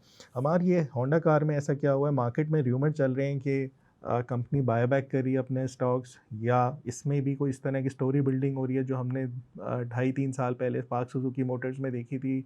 बड़ी ज़बरदस्त अपसाइड नज़र आई और उसके बाद कंपनी डीलिस्ट हो गई। तो ऐसा कुछ इसके साथ होने वाला है, या जो र्यूमर्स चल रही है मार्केट में वो तो फ़िलहाल ये हैं। टेक्निकली हमने देखा है कि बाइंग भी इसके ऊपर चार्ट्स पे नज़र आना शुरू हुई है। सो आप इसके ऊपर फंडामेंटल्स के ऊपर ज़रा डिस्क्राइब करें क्या चल रहा है इस कंपनी में बेसिकली। अच्छा, बायबैक की न्यूज़ तो अभी तक जो ऑफिशियल चैनल्स पे तो अभी तक नहीं आई है। एक दो डेवलपमेंट्स ज़रूर हैं इसके अंदर। अगर आप वैसे ओवरऑल इस कंपनी का सरमाया स्कोर देखेंगे अभी तो फिलहाल मुझे काफ़ी लो नज़र आ रहा है। ग्रोथ इसके अंदर बहुत ज़बरदस्त है, ठीक है, ग्रोथ में इसमें नो डाउट के काफ़ी हद तक अच्छा चल रहा है। लेकिन अगेन इसके अंदर स्टेबिलिटी वाइज अगर आप यहाँ पे आएंगे तो स्टेबिलिटी वाइज इसकी काफ़ी कम इसमें स्टेबिलिटी नज़र आ रही है, ठीक है। अगेन रेवेन्यू वाइज देखें तो ज़बरदस्त किस्म का 112 बिलियन के पास ये तकरीबन ये रेवेन्यू इनका पहुंच चुका है। ईपीएस भी इनकी बहुत जबरदस्त इंक्रीज करी है। 2022 में 1.8 थी, अब बढ़ते बढ़ते तकरीबन 27 पे रिसेंटली आ गए, विच शोज के ग्रोथ तो चल रही है। लेकिन स्टेबिलिटी वाइज अगर आप यहाँ पे जाएंगे तो मार्जिन इसमें as compare to other companies बहुत ज्यादा कम है। फिर ये टोटल डेप्ट ये भी ज्यादा बढ़ता जा रहा है। रिसेंटली इन्होंने डेप्ट टू इक्विटी बहुत ज्यादा लिया है, यानी कि फाइनेंसिंग ये बहुत ज्यादा कर रहे हैं। इंटरेस्ट कवरेज इनका एवरेज वाली साइड पे है। कैश फ्लो ऑपरेशंस ये अभी भी शो कर रहा है कि थोड़ा सा नेगेटिव वाली साइड पे है, यानी कि कुछ ना कुछ ये अपने एंड पे डेवलपमेंट्स कर रहे हैं। और अगर नीचे यहाँ पे भी आ जाए, और यहाँ पे मैंने क्या किया भाई, इनका कंपैरिजन अगेन आपको बाकी कंपनी, जैसे मैंने आपको पिछले वाली कंपनी का भी दिखाया, सीमेंट का दिखाया था, यहाँ पे भी अगेन अगर हम ग्रॉस मार्जिन को लेट्स सपोज यहाँ पे चेक करते हैं, सो रिसेंटली जो सबसे ज्यादा है मेरे पास वो आपको नजर आ रहा है कि एमटीएल, चलिए ये तो हमारे पास ट्रैक्टर आ गई, लेकिन गाड़ियों वाली साइड पे अगर आप आ जाए, सासगर का तकरीबन सबसे ज्यादा आ रहा है 25 है, फिर जीएचएल नहीं आता है, फिर हीनो आपका तकरीबन 27 है, और इंडस का भी तकरीबन 13 है। इस टाइम पे होंडा कार की जो ग्रॉस मार्जिन है वो काफी हद तक कम है, और नेट इनकम मार्जिन ये भी इनका काफी हद तक कम चल रहा है, ठीक है। रिसेंटली इन्होंने एक अनाउंसमेंट की है जिसकी वजह से मुझे ये लग रहा है कि जो परफॉर्मेंस हो रही है वो शायद यही वजह है कि ये अपना एक एनुअल बजट इन्होंने पास किया है। मे बी ये थोड़ी सी जिस तरह से इंडस मोटर ने भी एनुअल बजट एक पास किया कि वो भी डेवलपमेंट्स कुछ करने लगे हैं, तो ये भी शायद डेवलपमेंट्स कुछ करेंगे। अभी तक उसकी डिटेल्स मेरे हाथ तक तो नहीं आई है, मुझे पता नहीं है कि अगर किसी ब्रोकरेज हाउस ने इसको रिलीज कर दिया है, फिलहाल मेरे पास नहीं है, बट जैसे ही आएंगे तो फिर we will share with you. जी बैक टू फ्रांस, आपके एंड पे कोई इस तरह की नॉलेज है तो फिर आप भी शेयर कर सकते हो। नहीं, बस मेरे पास जो था वो र्यूमर यही था कि बायबैक शायद इसमें शुरू हो गई है। सो अब देखते हैं, मटेरियल इन्फॉर्मेशन तो नहीं आई, जब तक नहीं आएगी हम ऑफिशियली तो अनाउंस नहीं कर सकते इस चीज़ को। अच्छा, हमारा चलते हैं ग्लोबल मार्केट्स की तरफ, और ग्लोबल मार्केट्स में हम देखते हैं सबसे पहले यूएस स्टॉक्स को, NAS 100 को। इसके ऊपर लास्ट वीक भी हमने बात की थी कि बहुत मैसिव रैली इसमें नज़र आई है हमें, 22,767 से परफॉर्म करता हुआ स्ट्रेट अप सीधी पैराबोलिक मूव में ही चल रहा है। सो लास्ट टाइम भी हम यही एक्सपेक्ट कर रहे थे कि भाई करेक्शन हो इसके ऊपर, रिट्रेसमेंट के ऊपर इसको बाय करना चाहिए। रिट्रेसमेंट इतनी सॉलिड हुई नहीं। सो जब भी इस पर रिट्रेसमेंट हो, यहाँ कहीं पे आता है, यहाँ से तकरीबन 1000 पॉइंट्स नीचे बहुत अच्छी सॉलिड रिट्रेसमेंट कंसीडर की जाएगी। सो उसके ऊपर हम डिप बाइंग कर सकते हैं with the stop loss of 25,740, and then expect ये करें कि दोबारा से यहाँ से परफॉर्म ये करना शुरू कर दे। सो ओवरऑल ये बहुत बड़े लेवल्स और बहुत बड़ी कंसोलिडेशन कंटिन्यूएशन की शक्ल में जो थी उसको ब्रेक करके ये नए हाइस के ऊपर ट्रेड कर रहा है। और इस टाइम ज़ाहिर है इन्फ्लेशन के जो हालात हैं, लेकिन उसके बावजूद जो यूएस स्टॉक्स हैं वो बेहतरीन परफॉर्म कर रहे हैं। उसकी रीज़न अभी हमार भी आपसे डिस्कस करेंगे। एआई और टेक सेक्टर है, बड़े फिनोमिनल रिजल्ट्स उनके आए हैं इस हफ्ते, और उसकी वजह से हमने देखा है कि मार्केट्स जो थी वो बहुत बेहतरीन परफॉर्म करना शुरू की। सो बाय ऑन डिप वाली स्ट्रैटेजी में इसके ऊपर रहना चाहिए। बाकी अमार से फंडामेंटल्स के ऊपर बात करते हैं। जी अमार, क्या रीज़न है इसके कि अपने एवर हाइस के ऊपर ट्रेड कर रही हैं इंडाइसेस? सो ओवरऑल यहाँ एक्सपेक्टेशन ये थी कि अमेरिका के जो इन्फ्लेशन है वो शायद ऊपर चली जाएगी। अमेरिका की इन्फ्लेशन बहुत ज़्यादा ऊपर नहीं गई as compare to other countries. अगर बाकी कंट्रीज को देखा जाए तो वहाँ पे इन्फ्लेशन काफ़ी हद तक ऊपर जाना शुरू हो गई भी है, और इसी वजह से जो एक्सपेक्टेशन थी कि फेडरल रिजर्व बैंक अपने इंटरेस्ट रेट को कट नहीं करेगा, होल्ड करेगा और इंटरेस्ट रेट को शायद बढ़ाएगा नहीं। ठीक है, सो ये आपकी अगेन फेडरल रिजर्व बैंक की मॉनिटरी टूल है, इसको मैं यूज करता होता हूँ काफी ज्यादा। अगेन आपकी जो नेक्स्ट मीटिंग है वो 17 जून तक है, तो 17 जून तक तो अभी तक जो आप समझ सकते हैं कि अभी हालात थोड़े से बेहतर ही रहेंगे। अगर आप यहाँ पे देखें तो 17 जून को जो भी एक्सपेक्टेशन होती है कि अगर इंटरेस्ट रेट कट होना ये करेंगे या इसको मेंटेन करेंगे, तो आप अगेन देख सकते हैं होल्ड वाला जो पैटर्न है अभी भी है। 95% 94% केसेस है कि ये होल्ड रहेगा। ठीक है, तो पहले से एक्सपेक्टेशन सेट है कि सिनेरियो ये रहने वाला है। फिर उसके बाद अगर आप कॉर्पोरेट के रिजल्ट्स देखेंगे तो वो बहुत जबरदस्त आ रहे हैं, और आप देखो एनवीडिया जो है वो बहुत आउटस्टैंडिंग परफॉर्म करना शुरू हो चुका है। बाकी जो कंपनीज हैं वो सारी आपकी एआई की जितनी भी कंपनीज हैं वो बहुत बेहतरीन परफॉर्म कर रही हैं। नेक्स्ट वीक मैं आप लोगों को अपना पोर्टफोलियो वाली चीजें भी सारी दिखा दूंगा, जो यहाँ पे मैंने आप लोगों को दिखाया था कि हमारी जो परफॉर्मेंस है नैस्डैक की वो बहुत ही आउटस्टैंडिंग चल रही है। रिजल्ट्स हमारे काफी जबरदस्त आ रहे हैं। कहाँ पे नैस्डैक तकरीबन 13.5% परफॉर्म करिए, कहाँ पे हमारा जो पोर्टफोलियो है वो तकरीबन 27% परफॉर्म कर रहा है। ठीक है, अच्छा अब यही चीज हम क्या करते हैं, यहाँ पे अगेन सरमाया के ऊपर हमने एक और टूल बहुत ही मजेदार किस्म का बनाया हुआ है। अगेन अब यहाँ पे आते हैं, लेट्स सपोज यूएस 100 के अगर हम सीजनल्स के ऊपर थोड़ा सा बात कर लेते हैं। सो आप यहाँ पे देखोगे कि ये फिलहाल जो है अगर आप मई के अंदर देखें ये थोड़ा सा स्टैग्नेंट टाइप चल रहा होता है, लेकिन उसके बाद जो 10th मई के बाद ऑनवर्ड्स आपको नजर आ रहा है कि ये चारों लाइंस हमारी बहुत बेहतरीन ये ऊपर वाली साइड पे जा रही है। तो ये सीजनल्स को आप बड़े आराम से यूज कर सकते हैं। हर चीज के फॉरेक्स की करेंसीज को देखना चाह रहे हैं, आप कमोडिटी देखना चाह रहे हैं, आप देख सकते हैं कि जैसे 5 ईयर एवरेज है आप उसको देख सकते हो, जिस तरह मर्जी इसको प्ले कर सकते हैं। बहुत ही बेहतरीन आई थिंक डाटा बना हुआ है, और ये आपको हेल्प करता है कि आप किस तरह से सीजनल्स को देख सकते हैं। सो बहरहाल ये सिचुएशन चल रही है जिस तरह से फराज ने बताया। आई थिंक मैं उनको सेकंड करता हूँ कि अगर नीचे आएगी, अगर नीचे भी आती है मार्केट तो यहाँ से आपको हो सकता है कि एक अच्छा बाउंस भी मिल सकता है। जी बैक टू फराज। हमारा गोल्ड को अब डिस्कस करते हैं। और गोल्ड में हमने लास्ट टाइम हमारी जो ट्रेड है वो चल रही है, अभी इंटैक्ट है वो। लास्ट टाइम हमने ये बाइंग जोन बताया था। इस बाइंग जोन के ऊपर जिसने भी बाय किया है उसका SL 4477 का है राइट नाउ। अभी भी कोई बाय करना चाह रहा है तो 45 70 80 के करीब चल रही है प्राइस। सो स्टिल इसका स्टॉप लॉस 4477 का होगा। अब जो है हम अपने टारगेट्स को थोड़ा सा नीचे ले आते हैं क्योंकि ये बेयरिश लोअर हाइस के ऊपर है। सो फर्स्ट टारगेट इसका 4665 and then second target is 4740, या थोड़ा सा इसको रख लें 4725 के राउंड कर लें। सो फर्स्ट टारगेट ये हो गया, सेकंड टारगेट ये हो गया। बुलिश डाइवर्जेंस इस हफ्ते बनी, लोअर हाई ब्रेक हुआ, अच्छी रैली उसके ऊपर नज़र आई, नया हायर हाई प्रिंट हुआ। राइट नाउ जिस टाइम रिकॉर्डिंग कर रहे हैं मोस्ट लाइकली आपका हायर लो प्रिंट हो रहा है। सो इन एनी केस आपका स्टॉप लॉस हम थोड़ा सा बफर देंगे, इस लो के बिल्कुल नीचे नहीं रख रहे क्योंकि मार्केट इतनी वॉलेटाइल है। समटाइम्स ये यहाँ पे आएगा, SL हिट करा के फिर दोबारा बाउंस कर जाता है। सो मेरे ख्याल में इसका SL थोड़ा सा मार्जिन देना चाहिए। अगेन रिस्क रिवॉर्ड के हिसाब से आपकी रिस्क मैनेजमेंट होनी चाहिए। यहाँ पे अगर आप सबसे छोटी लॉट माइक्रो लॉट ले रहे हैं तो 45 70 80 के ऊपर और 44 77 आपका SL है तो $100 का लॉस है। ये चीज़ जहन में रख के काम कीजिएगा। लेवरेज के ऊपर ट्रेड्स ना किया करें बहुत ज़्यादा, आपके अकाउंट्स भी इसके ऊपर वॉश हो सकते हैं, चाहे आप PMEX के ट्रेडर हैं या बाहर फॉरेक्स ब्रोकर्स के ट्रेडर हैं। तो ये कॉन्सेप्ट ज़रूर होना चाहिए कि आप कितनी लॉट पे कितना गोल्ड ख़रीद रहे हैं, कितने आउंसेस ख़रीद रहे हैं। ये सारी अगर आपके ऊपर इस चीज़ की ग्रिप है कि आप कितना बाय कर रहे हैं तो आप कभी भी लॉस में इस केस में नहीं जा सकते। अगर आप लेवरेज भी कर रहे हैं तो इस केस के लिए आप अपना स्टॉप लॉस ज़रूर रखिएगा। सो ओवरऑल बाउंस एक्सपेक्टेड है। First target is this, second target is 4725। हमारे गोल्ड के सीजनल्स एंड COT कोई अपडेट है आपके पास? बिल्कुल, इसके सीजनल्स के ऊपर अभी आ जाएं तो एक ऐसे पॉइंट के ऊपर ये इस टाइम पे मौजूद है जो जहां से थोड़ा सा एक बाउंस नजर आ रहा है। फर्स्ट मई से लेकर तकरीबन 7 मई तक ये थोड़ा सा एक बाउंस नजर आता है, फिर उसके बाद थोड़ा सा स्टेगनेंट हो जाता है।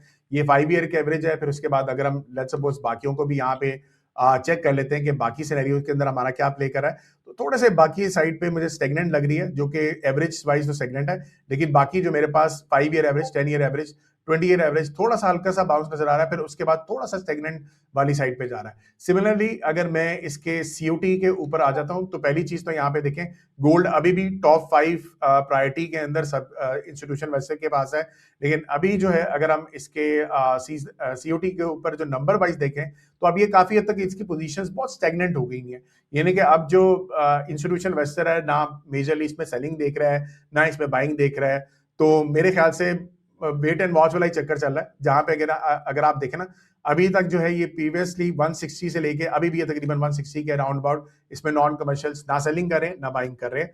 और जो लास्ट वीक आपने जिस तरह से बताया थोड़ा सा बाउंस आया था, वो आपका 0-0 आया था, ये 7 अप्रैल से मैं बात कर रहा हूँ। वहां से ये जो 0-0 पे जब भी हमारे ये इंडिकेटर्स बताते हैं, ये आपके पास एक वीकली बहुत जबरदस्त जंप बनती है, और वहां से पहले ऊपर गया, फिर दोबारा से थोड़ा सा ये नीचे आया हुआ है। सो ये सिनेरियो फिलहाल सीओटी और सीजनल की बेस पे गोल्ड का नजर आ रहा है। सही है। इसके बाद हम करेंसी पेयर के ऊपर बात करें। इस दफ़ा की जो मेरी पिक है वो यूरो येन की है।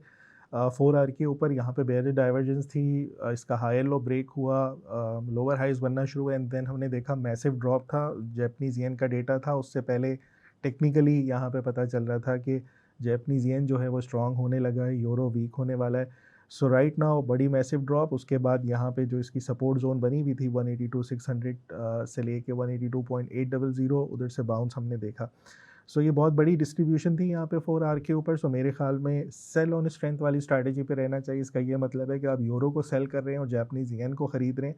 सो जब भी ये बाउंस करता है 185.100 और उसके बाद 185.800, ये दो जो अच्छे लेवल्स हैं, इनके ऊपर आप शॉर्ट अटेम्प्ट कर सकते हैं with the stop loss of 187.64, और फिर आप यही एक्सपेक्ट करें कि दोबारा से आके इस जोन को जो 182.7 था इसको आके टेस्ट करे। बड़ा मैसिव ड्रॉप था, बहुत स्ट्रॉन्ग जापानीज़ येन हुआ है इस हफ्ते। और अब हम आर से इसकी रीज़न पूछते हैं। हमार ये येन का स्ट्रॉन्ग होने की क्या रीज़न थी, क्या डेटा आया इसका, और इसके अलावा आपको लग रहा है कि यूरो जो है वो वीक रहेगा एज़ कम्पेयर टू जापानीज़ येन? अच्छा, इसकी बहुत बड़ी रीजन यहाँ पे ये थी कि अगर यहाँ पे मैंने डिस्कॉर्ड चैनल के ऊपर भी अपने स्टूडेंट्स को यहाँ पे बता दिया था कि येन इंटरवेंशन किया है, जो आपके सेंट्रल बैंक है बैंक ऑफ जापान, उसने इंटरवेंशन किया और बेसिकली जापानीज येन को खरीदा है, डॉलर को थोड़ा सा बेचा है, जिसकी वजह से येन के अंदर बहुत बड़ी एक स्ट्रेंथ आई है। गोइंग फॉरवर्ड इसी तरीके से अगर ये थोड़ा सा इंटरवेंशन को बरकरार रखेंगे, तो मुझे ये लगता है कि इसके अंदर एक आपको बहुत जबरदस्त किस्म की जापानीज येन के अंदर स्ट्रेंथ नजर आएगी। ठीक है, अच्छा लास्ट टाइम ये जब हुआ था तो मैं तब भी आप लोगों को दिखा देता हूँ। So this happened back in July 2024। तो अगर आप देखें वहां से बहुत जबरदस्त किस्म की ये मार्केट नीचे गिरी थी, जापानीज येन स्ट्रांग हुआ था। इस वक्त अगेन अगर आप देखो तो ये सेम सिनेरियो बना है, और अगर ये होता है तो हो सकता है कि आपको एक लॉन्गर टर्म के हिसाब से भी एक अच्छी रैली मिल जाए। तो इस वजह से जापानीज येन तो मुझे लग रहा है थोड़ा सा स्ट्रॉन्ग वाली साइड पे कम से कम 2-3 वीक्स के अंदर रह सकता है। ठीक है, अच्छा यही चीज अगर हम फंडामेंटली थोड़ा सा यहाँ पे डिस्कस कर लेते हैं। लेट्स सपोज अगर हम जापानीज येन के ऊपर यहाँ पे आ जाते हैं, सो इंटरवेंशन से पहले जो इसके नंबर्स थे उसके ऊपर भी बात कर लेते हैं। यहाँ पे अगेन आप देखें बिजनेस सर्वे में फाइनल मैन्युफैक्चरिंग जो है 53 से थोड़ी सी नीचे गिरी थी, लेकिन जो इसके फ्लैश मैन्युफैक्चरिंग पीएमआई है ये बहुत जबरदस्त इंक्रीज दिखा रही है। ये आपके एक्चुअल पीएमआई से पहले नंबर्स होते हैं, ये भी अच्छे नंबर्स दिखा रहा है। फिर उसके बाद अगर आप नीचे आ जाएं, सो यहाँ पे अगेन इसके पास मेरे पास जो है वो 9 फैक्टर्स इसके ग्रीन हैं, 6 फैक्टर्स इसके रेड हैं। तो ये भी एक और बूस्ट दे रहा है मुझे कि हो सकता है कि जापानीज येन के अंदर थोड़ी बहुत आपकी स्ट्रेंथ रहे। ऑन दी अदर हैंड अगर आप यूरो के फंडामेंटल्स के ऊपर आ जाओ, तो यूरो जो है मेरे पास यहाँ पे अगर आप देखते हैं, सो लेट्स सपोज इसके नीचे आके हम फैक्टर्स को काउंट करें, सो इस टाइम पे 16 ग्रीन एंड 21 रेड्स। तो इसी वजह से मेरी भी ये सजेशन होगी कि यूरो को आप इस टाइम पे सेल कर सकते हैं और जापानीज येन को इस टाइम पे आप बाय कर सकते हैं। करेंसी वाइज यहाँ पे आके यूरो को एक दफा देख लेते हैं कि यूरो के सीजनल जो है वो मुझे क्या बता रहे हैं। यूरो के अगर आप सीजनल देखें बहुत शार्पली यहाँ पे नीचे जा रहे हैं, जापानीज येन के ऊपर आ जाते हैं। यहाँ पे अगेन आके देखें तो जापानीज येन जो है ये थोड़े से स्टैग्नेंट टाइप है, और अगर लेट्स सपोज हम फॉरेक्स वाला यूरो जेपीवाई का पेयर ही देख लेते हैं यहाँ पे, वो भी हमें एक अच्छी डायरेक्शन बता देगा कि ये नीचे वाली साइड पे जा रहा है, ये ऊपर वाली साइड पे।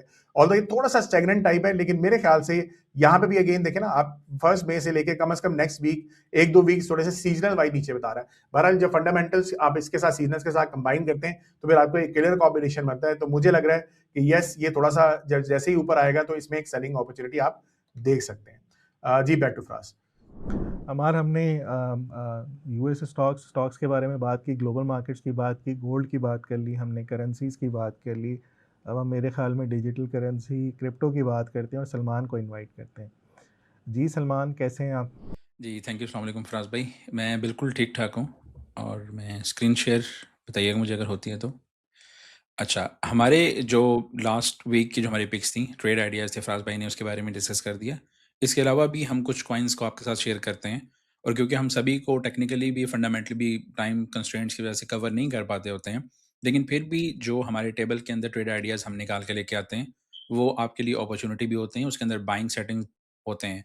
मेजॉरिटी ऑफ द केसेस हम बाइंग की तरफ जा रहे होते हैं क्योंकि कई लोग शॉर्ट्स नहीं कर रहे होते, लेवरेज ट्रेडिंग नहीं कर रहे होते, हम एडवाइस भी नहीं करते जब तक अगर आपको ठीक तरह से सारी डायनामिक्स का आइडिया भी ना हो, तो बाइंग के सेटअप्स होते हैं। तो हमारे पास ये वाले कॉइन्स थे जो लास्ट वीक हमने आपके साथ शेयर किए थे। इसमें हमारे पास एरो था, सीवाईएस था, सही था, एटम, ईएनजे, पुथ, डीवाईडीएक्स और ज़ामा। अगर हम इनको देखते हैं तो एरो को जब हमने कॉल दी थी और जब हमारा शो लाइव गया था, मैंने उसके बाद स्टार्ट निकाला, जो सैटरडे से लेकर मिड वीक तक, मंडे, ट्यूसडे तक जो हमारी उसके अंदर रही सारी ट्रेड कॉल की जो परफॉर्मेंस थी। तो जो हमारे पास एरो फाइनेंस था, हमारे पास नियरली 17.9%, नियरली 18% हमारे पास उसमें बुलिश मूव हमें देखने को मिली। इसके अलावा सीवाईएस जो हमारे पास था, तो जब हमारा शो लाइव गया, वहाँ से लेकर मिड वीक तक 20% का इंक्रीज़ हमें देखने को मिला। जो से है एसईआई, इसमें हमें 8.5% देखने को मिला और अगर हम एटम की बात करते हैं, तो एटम के अंदर हमें ड्रॉप देखने को मिला। तो रफली 5% का एक उसके अंदर हमारे पास ड्रॉप आया। इसके अलावा जो ईएनजे था, इसके अंदर हमें जिस दिन कॉल गई अगेन 12.7% यानी 13% का गेन था। इसके अलावा जो पूछ नेटवर्क है, ये जब हमने कॉल दी थी सडनली इसकी प्राइस यहाँ से शूट कर गई थी नियरली 6.5%, लेकिन उसके बाद फिर हमें एक ड्रॉप देखने को यहाँ पे मिला। डीवाईडीएस की बात करते हैं तो उसमें 8% का ड्रॉप था और अगर हम जामा की बात करते हैं तो इसके अंदर हमें 11% का। तो मोर हमारे पास पॉजिटिव साइड्स ज़्यादा आती हैं और अगर नीचे आती हैं तो उसमें डिप बाइंग भी अगर आप, यानी कि मेन मकसद ये है कि अगर आपके साथ जो भी शेयर किए जाते हैं, अगर आप उसको अपनी वॉच लिस्ट के अंदर डाल लें और आप उसको एटलीस्ट 2-3 दिन देखें और अगर प्राइस नीचे भी जाती है तो आप नीचे से उनको बाइंग कर सकते हैं। इनको निकाल के लाने का मकसद ये होता है कि उस वीक के अंदर सेक्टर्स वाइज़ इनके अंदर वॉल्यूम भी आ रहा होता है, इनके अंदर वेल्स की एक्टिविटीज़ चल रही होती हैं। तो अगर स्ट्रेट अवे अगर आपका एसएल भी हिट हो जाता है, तो फिर भी आप इनको अपनी वॉच लिस्ट पे रखकर इनके ऊपर बाद में पोज़ीशंस को बिल्ड अप कर लेते हैं। बाकी अगर हम अपना पूरा सिनेरियो देखें, बाकी इंटरनेशनल मार्केट्स फराज भाई, अमार भाई दोनों ने डिटेल में कवर कर लिए हैं। तो यहाँ पे अगर बिटकॉइन की परफॉर्मेंस इस वीक की देखते हैं तो इतनी बेहतर नहीं गई है। नियरली 4.5% का हमें ड्रॉप देखने को मिला। इसी तरह 4.2% का हमें इथेरियम को देखने को मिला। अंदर मूवमेंट्स काफ़ी इसमें बुलिश आई थी, लेकिन उसके बाद फिर रिट्रेसमेंट्स हमारे पास आ गई।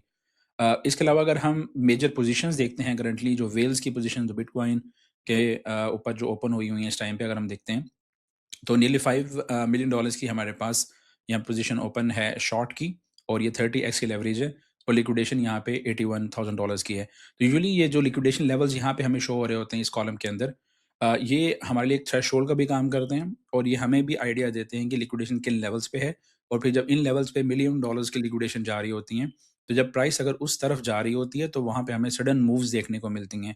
आपने कई दफ़ा देखा होगा जब भी कोई सपोर्ट या रेजिस्टेंस टेक्निकली टूटती है, तो कई दफ़ा उसके अंदर इतनी अचानक मूव आती है कि हमें शॉर्ट या बाय करने का मौका नहीं मिलता। उसकी रीज़न ये होती है कि वहाँ पे मिलियंस ऑफ डॉलर्स के ऑर्डर्स होते हैं लिक्विडेशन की फॉर्म में। कुछ बाय स्टॉप्स होते हैं, कुछ स्टॉप लॉसेस होते हैं। तो ये जब सभी ऑर्डर्स मिलते हैं तो प्राइस अचानक से उसी डायरेक्शन में मूव करती रहती है। तो लिक्विडेशन प्राइसेज़ हम यहाँ पे काफ़ी इसमें नोट करते हैं। इसके अलावा अगर हम टोकन अनलॉक्स को नेक्स्ट वीक के अंदर देखते हैं तो हमारे पास जो मेजर अनलॉक्स आ रहे हैं, वो स्टेक स्टोन के डेली 1 मिलियन के इतने ज़्यादा नहीं है। चिली के हमारे पास 2.7 है, लेकिन जो मेजर चंक आ रहा है, जो स्टेबल कॉइन है, जो स्टेबल कॉइन वाला, स्टेबल जो नॉर्मल 1:1 वाला नहीं, जो स्टेबल है, इसके 28.9 नियरली $29 मिलियन के हमारे पास अनलॉक्स आ रहे हैं। तो ये आपने देखना होगा सैटरडे 9th को। क्रिप्टो डेवलपमेंट्स अगर हम इंटरनेशनली देखते हैं तो उसमें ज़बरदस्त हमारे पास डेवलपमेंट्स आई हैं। मेनली रशिया की तरफ से आई हैं कि रशिया ने अप्रूव कर दिया है एक रेगुलेटेड फ्रेमवर्क को कि वो अलाउ करिए डिफरेंट क्रिप्टो करेंसीज़ को कि वो इंटरनेशनल पेमेंट्स कर सकें दूसरी कंट्रीज़ के साथ। अभी तक कि यूएस ने भी नहीं किया है, तो ये रशिया इस चीज़ के काफ़ी ज़्यादा आगे चला गया है। इसके अलावा उज़्बेकिस्तान हमें पता है कि माइनिंग का एक बहुत बड़ा हब है, वहाँ पे इलेक्ट्रिसिटी भी काफ़ी चीप है, टेम्परेचर भी रीज़नेबल होता है और माइनिंग के आपको बहुत सारे ऑनलाइन वहाँ पे सोर्सेज़ मिल जाएँगे जिसके थ्रू आप माइनिंग कर सकते हैं। तो उन्होंने टैक्स फ्री माइनिंग जो है वो ऑफ़र कर दी है अंटिल 2035, यानी कि नेक्स्ट तकरीबन 9 साल के लिए अगर आप वहाँ पे माइनिंग करते हैं किसी भी शेप और फॉर्म में, तो उसको टैक्स फ्री ज़ोन वो लेकर जा रहे हैं। इसके अलावा न्यूयॉर्क के अंदर जो वर्चुअल अकाउंट्स हैं, उसके अंदर जो मून पे आपने देखा होगा कि जब भी अगर आप किसी भी डेक्स के ऊपर क्रिप्टो को बाय करने जा रहे होते हैं, इवन सेंट्रलाइज़्ड एक्सचेंजेस के ऊपर भी, तो आपको एक मून पे का ऑप्शन देखने को मिलता है। तो आप मून पे में अपनी फ़िएट करेंसी यानी कि यूएस डॉलर्स या पीकेआर को ट्रांसफ़र कर सकते हैं और फिर उससे आप क्रिप्टो करेंसी खरीद सकते हैं। ये न्यूयॉर्क में वर्चुअल अकाउंट्स के थ्रू ये लोग ऑफ़र कर रहे हैं, तो आप इस पे ट्राई कर सकते हैं अपना अकाउंट बनाने की। इवन अगर आप पाकिस्तान या इंडिया में या कहीं भी अदर देन यूएस भी रह रहे हैं, तब भी आप इसमें ट्राई कर सकते हैं। डोरडैश एक फूड डिलीवरी चेन है बहुत बड़ी दुनिया के अंदर। वो जो स्टेबल कॉइन्स के अंदर अपनी पेमेंट्स को, सेटलमेंट्स को इंटीग्रेट यहाँ पे करने जा रहे हैं, उसके लिए इंफ्रास्ट्रक्चर को बिल्ड अप कर रहे हैं। इसके अलावा अगर हम स्पॉट बिटकॉइन की ईटीएफ्स की बात करते हैं, तो $2.12 बिलियन के हमें इनफ्लोज़ देखने को मिले हैं। Over the period of time पिछले पूरे वीक में मिले हैं। हमारे पास आउटफ्लोज़ भी रहे हैं, लेकिन ऑल टुगेदर जो सम हमारे पास आया है, वो इनफ्लोज़ का ही आया है। इसके अलावा जो चेक रिपब्लिक है, उसका जो सेंट्रल बैंक है, उसने 1% बिटकॉइन की रिज़र्व बनाने की एलोकेशन का कह दिया है, जो कि एक हमारे पास अच्छी चीज़ आती है। लास्टली अगर हम देखते हैं तो वीज़ा नेटवर्क के साथ जो लाइटस्पॉक है, उन्होंने अपनी ग्रिड लिंकिंग कर दी है बिटकॉइन पेमेंट्स के, क्योंकि बिटकॉइन का लाइटनिंग नेटवर्क होता है हमारे पास, तो वीज़ा के ऊपर जो ट्रांज़ैक्शंस आएँगी उसको बिटकॉइन के इकोसिस्टम पर शिफ्ट किया जा रहा है, उसकी ब्लॉकचेन के ऊपर। इसके अलावा ब्लैक रॉक के बारे में हम बात करते रहते हैं, स्टैंडर्ड चार्टर्ड, ये जितने भी बड़ी इंस्टीट्यूशंस हैं, हम टोकनाइज़ेशन की हमेशा बात करते हैं कि रियल एस्टेट को टोकनाइज़ कर दिया जाएगा और बाकी बहुत सारे एसेट क्लासेस जो हैं वो टोकनाइज़ आ जाएँगी ताकि हर कोई उनको एक्सेस कर सके। तो उसके ऊपर भी एक जॉइंट फ्रेमवर्क बनाया जा रहा है। इसके अलावा अगर हम वीकली परफॉर्मेंस से पहले करंटली बात कर लें कि जो हमारे पास फेड के जो चेयरमैन आए हैं, उनकी सिग्निफिकेंस क्या है इस पूरी क्रिप्टो मार्केट के अंदर, तो ये हमारे पास थोड़ा सा एक रिकॉर्ड है। अगर हम देखते हैं जो जेनेट येलन आई थी 2014 के अंदर, वो जब अनाउंस हुई थी कि वो इस पोजीशन को होल्ड करेंगी, तो उसके बाद हमें 83% का रफली ड्रॉप देखने को मिला था। फिर उसके बाद जेरोन पॉल हमारे पास आए, जो पहली बार फेड के फिर चेयरमैन बने थे। जब उन्होंने अपना सँभाला तख्त अपना, तो उसके बाद 73% का भी हमें ड्रॉप देखने को मिला और ये मंथली हमारे पास डाटा है, फ्यू मंथ्स के बाद की अगर हम बात करते हैं। फिर जेरोम पॉल सेकंड टाइम दोबारा फेड के री-इलेक्ट हुए थे चेयर, तो उस टाइम पे 60% का ड्रॉप आया।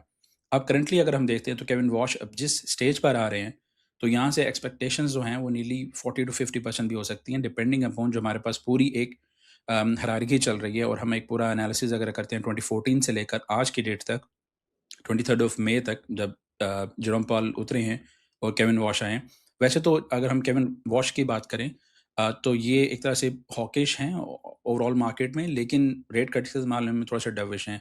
तो इसलिए हमें जो रिस्क ऑन एफएस हैं, स्पेशली जो बिटकॉइन या क्रिप्टो करेंसीज हैं, उसमें ये काफ़ी ज़्यादा सपोर्ट करते हैं और ना सिर्फ सपोर्ट करते हैं, इनके पास कुछ होल्डिंग्स भी हैं, वो मैं आपको अभी चल के बताता हूँ। तो ये हमारे पास स्टैट्स हैं जो कि अभी मैंने आपको चार्ट के ऊपर एक्सप्लेन किए। तो अगर हम देखते हैं कि अगर 50% का हम एक्सपेक्ट करते हैं, लेट्स से 40 और 50% का ड्रॉप, तो हमें एनीवेयर बिटवीन 38,000 टू 40K या 38 टू 45K का ज़ोन भी देखने को मिल सकता है। और एक वीडियो बनाई थी हमने समय के यूट्यूब चैनल के ऊपर भी है, आई थिंक सो, कि 45 और $50,000 की रेंज में जो बिटकॉइन के माइनर्स हैं, उनकी अभी तक की कॉस्ट आ रही है बिटकॉइन्स को माइन करने की। और हिस्टोरिकली हमने देखा है कि बिटकॉइन की आज तक कभी भी बॉटम नहीं लगी है जब तक वो माइनिंग प्राइस के पास या उससे नीचे नहीं गया है। तो करंटली जो माइनिंग प्राइस है वो एनीवेयर बिटवीन 45 टू $50,000 है। ये बाकी यही चीज़ें हैं इसका आप देख सकते हैं। और हाँ, जो इम्पोर्टेंट हमारे पास आता है वो केविन वॉश की क्रिप्टो होल्डिंग्स आता है। उसके अंदर अगर हम देखते हैं तो नियरली इनके एस्टिमेटेड नेट वर्थ जो इनकी इनकी वाइफ, इनके पार्टनर जो इनकी स्पाउस हैं, उनके साथ जो इनकी कंबाइन आती है नियरली $130 मिलियन की आती है एसेट्स की फॉर्म में, जो कि इनके क्रिप्टो के अंदर हैं। और इनके डिफरेंट डायरेक्टली नहीं है, इनका एक्सपोजर डायरेक्टली हमें कहीं भी नहीं मिला है, ना इथेरियम में, ना बिटकॉइन में। और इवन जो मैंने इनका डॉक्यूमेंट पढ़ा है, जो कि ये ऑफिशियली सबमिट भी करवाते होते हैं कि इनके पास कौन कौन सी होल्डिंग्स होती हैं, उसमें डायरेक्टली कहीं भी इन्होंने मेंशन नहीं किया। इनके इनडायरेक्ट जितनी भी हैं वो सब इन्वेस्टमेंट्स हैं और मेनली इनकी सोलाना में है, ऑप्टिमिज्म में है, बिटकॉइन इथेरियम में है, मेनली लेयर 1 लेयर 2 में हैं, डीफाई लैंडिंग में हैं और डेरिवेटिव्स में हैं। इसके अलावा अगर हम देखते हैं तो मेनली इनकी वीसी एंड पे हैं, यानी कि इन्होंने कंपनीज में इन्वेस्ट किया हुआ है, उन कंपनीज में जो कि फिर क्रिप्टो के अंदर इन्वेस्ट करती हैं, यानी कि इनडायरेक्ट इन्वेस्टमेंट्स हैं। अब ये वो डाटा है जो उन्होंने डिस्क्लोज किया हुआ है। मे भी हो सकता है कि प्राइवेटली पर्सनली भी इनके पास क्रिप्टोज हों, और यूजुअली होंगी, क्योंकि अगर ओपनली जो जिस चीज़ को डिस्क्लोज कर रहे हैं वाया कंपनीज, तो इनके पास प्राइवेटली भी ये चीज़ें यूजुअली होती हैं। इसके बाद अगर हम करंटली बात करते हैं तो बिटकॉइन का हम स्टैट्स देखते हैं कि ओवरऑल मार्केट में इस टाइम लॉन्ग्स ओपन है या शॉर्ट्स ओपन है। तो करंटली हम अगर देखें तो 50% हमारे पास लॉन्ग हैं और 49% शॉर्ट्स हैं। और जब हम इसका ऑन चेन एनालिसिस करके डाटा निकालते हैं तो रिटेल शॉर्ट में बैठा हुआ है, वेल भी शॉर्ट में है, वेल पोजीशन भी शॉर्ट में है, लेकिन जो स्मार्ट मनी सेंटिमेंट है वो बुलिश में जा रहा है। स्मार्ट मनी जो सेंटिमेंट आता है हमारे पास आते हैं एसेट मैनेजर्स आते हैं, और करंटली अगर मैं आपको दिखाऊं भी कि 4 आवर्स पे हो क्या रहा है, तो 4 आवर पे हम पूरा देख रहे हैं कि एक बुलिश मोमेंटम चल रहा है। नियरली हमारे पास बिटकॉइन 75,000 से 77.5 पे चला गया है, और यही चीज़ हमें ब्लॉकचेन का डाटा भी यहाँ पे शो करवा रही है। इसके अलावा अगर हम देखें तो एसेट मैनेजर्स जो हैं वो नेट लॉन्ग हैं, नियरली 6,000 बिटकॉइन लॉन्ग हैं, और बुलिश जो बेरिश सिग्नल्स हैं उनके थोड़े से कम आ रहे हैं। तो ओवरऑल करंटली छोटे टाइम फ्रेम में 4 आवर के टाइम फ्रेम में हमें मोमेंटम थोड़ा सा बुलिश देखने को मिल रहा है, और ये हमें डाटा भी बता रहा है ऑन चेन डाटा के बैक एंड पे क्या हो रहा है। इसके अलावा लास्टली अगर हम आते हैं अपने सेक्टर्स की तरफ, तो हमारे पास जो सेक्टर परफॉर्मेंस देखने को मिलेगी हमें, जो लास्ट वीक हमारे पास बहुत अच्छी रही, वो NFT एप्लीकेशंस रही हैं 9.2% तक, गेमिंग 4%, मीम कॉइन्स ने काफ़ी अच्छा परफॉर्म किया है। सोशल सेक्टर जो है और रियल वर्ल्ड एसेट्स, इसमें काफ़ी हमें ड्रॉप देखने को मिला है, अच्छा खासा ड्रॉप। और अगर गेमिंग के साइड पे जाते हैं तो कुछ कॉइन्स या आप नोट भी कर सकते हैं। और अगेन इन कॉइन्स को दिखाने का मकसद आपको ये होता है कि आप नेक्स्ट 3-4 डेज, यानी कि सैटरडे को ये शो लाइव जाएगा, तो Sunday, Monday, Tuesday, mid week तक इन कॉइन्स के अंदर आप बाय द डिप्स ट्राई कर सकते हैं। क्योंकि यूजली हमारे पास 2 टॉप्स या 3 टॉप्स वगैरह बन रही होती हैं, इवन अगर उन्होंने बाद में बेरिश मूव भी देनी होती है, तो आप एनीवेयर बिटवीन 1 और या 4 और के चार्ट्स पे जाके इनको देख सकते हैं। लास्टली अगर हम देखते हैं तो हमारे पास जो ट्रेड्स ऑफ द वीक आती हैं, अगेन आप इसका स्क्रीनशॉट ले लें। हाइप है, सीरप है, काइटो है, एक्सेल, ये कुछ कॉइन्स आपको यहाँ पे दिख रहे हैं। इसको आप जाके आप ट्राई करें, जहाँ पे आपको लगे कि नेक्स्ट 3-4 डेज में आपके अपॉर्चुनिटीज़ बनते हैं, आप उसको देख सकते हैं। करंटली फराज भाई से हम हेल्प लेते हैं 2 की, क्योंकि हमारे पास अगेन टाइम कंस्ट्रेंट्स होती हैं। जी फराज भाई, अगर आप हमारी हेल्प कर सकें हाइप और टाओ में, कि हमें क्या कोई अपॉर्चुनिटीज़ कुछ मिल सकती हैं अगर उनमें। जी सलमान, बहुत बेहतरीन पिक हाइप की।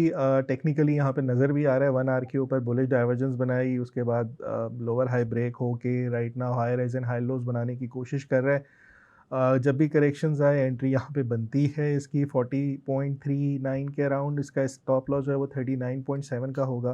फर्स्ट टारगेट 41.25, सेकंड टारगेट 41.880 के करीब बनता है। सो बाय ऑन डिप वाली स्ट्रैटेजी पे टेक्निकली ये ठीक लग रहा है। इसके ऊपर बाउंस हम एक्सपेक्ट कर सकते हैं, या रैली भी इसके ऊपर हम एक्सपेक्ट कर सकते हैं। जो सेकंड पिक है आपकी, अगर उसको हम 4 आवर पे देखें टाओ USDT को, तो उसके ऊपर हमारे पास एक्यूमुलेशन बॉक्स बनी हुई है 4 आवर पे, और ये इसको फिर इस तरह से ट्रेड कर सकते हैं। जैसे ही ये बॉक्स ब्रेक हो तो बाय स्टॉप या बाय अबव का सिनेरियो इस पर बनता है 268-69 के अराउंड। जैसे ही ये बॉक्स एक्यूमुलेशन ब्रेक होती है तो फर्स्ट टारगेट इसके 280 के एंड सेकंड टारगेट 282। फ़िलहाल जो इसका स्टॉप लॉस है वो प्रोविजनल बता रहा हूँ 247 का, लेकिन जब ये बॉक्स ब्रेक हो तो आप अपना इसका स्टॉप लॉस जो है वो 252 के अराउंड भी रख सकते हैं। इस पर भी बहुत अच्छी बुलिश डाइवर्जेंस बनी, एंड देन उसके बाद ये कंसोलिडेशन में एक्यूमुलेशन बॉक्स में चला गया। सो ये अच्छी वो है, अगर ये ब्रेक करता है इस बॉक्स को तो हम इनके टारगेट्स आराम से देख सकते हैं कि ये सेकंड टारगेट को भी जाके इजीली हिट कर जाए। जी अमार, मेरे ख्याल में हमने काफ़ी कुछ आज भी कवर कर लिया है, सारे सिनेरियोज भी डिस्कस कर लिए हैं, पाकिस्तान स्टॉक मार्केट के बारे में बहुत डिटेल से बात कर ली, क्रिप्टो के बारे में बात कर ली। मेरे ख्याल में रैप अप करते हैं इसको। बिल्कुल। सो ऑलरेडी हमने सारी जिस तरह से फराज ने बताया, ग्लोबल मार्केट्स भी हमने कवर कर ली है, लोकल मार्केट्स भी कवर कर ली, क्रिप्टो भी सारी कवर कर ली है।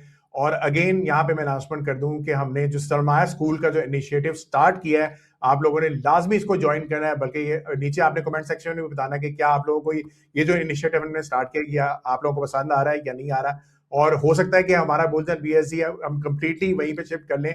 तो जैसे ही ये ओपन होगा तो लाजमी आप लोगों ने उसको ज्वाइन कर लेना है। चलें, नेक्स्ट वीक मिलते हैं। मेरी तरफ से, फराज की तरफ से, सलमान की तरफ से, सलमान की तरफ से अल्लाह हाफिज। सी यू गाइस नेक्स्ट वीक।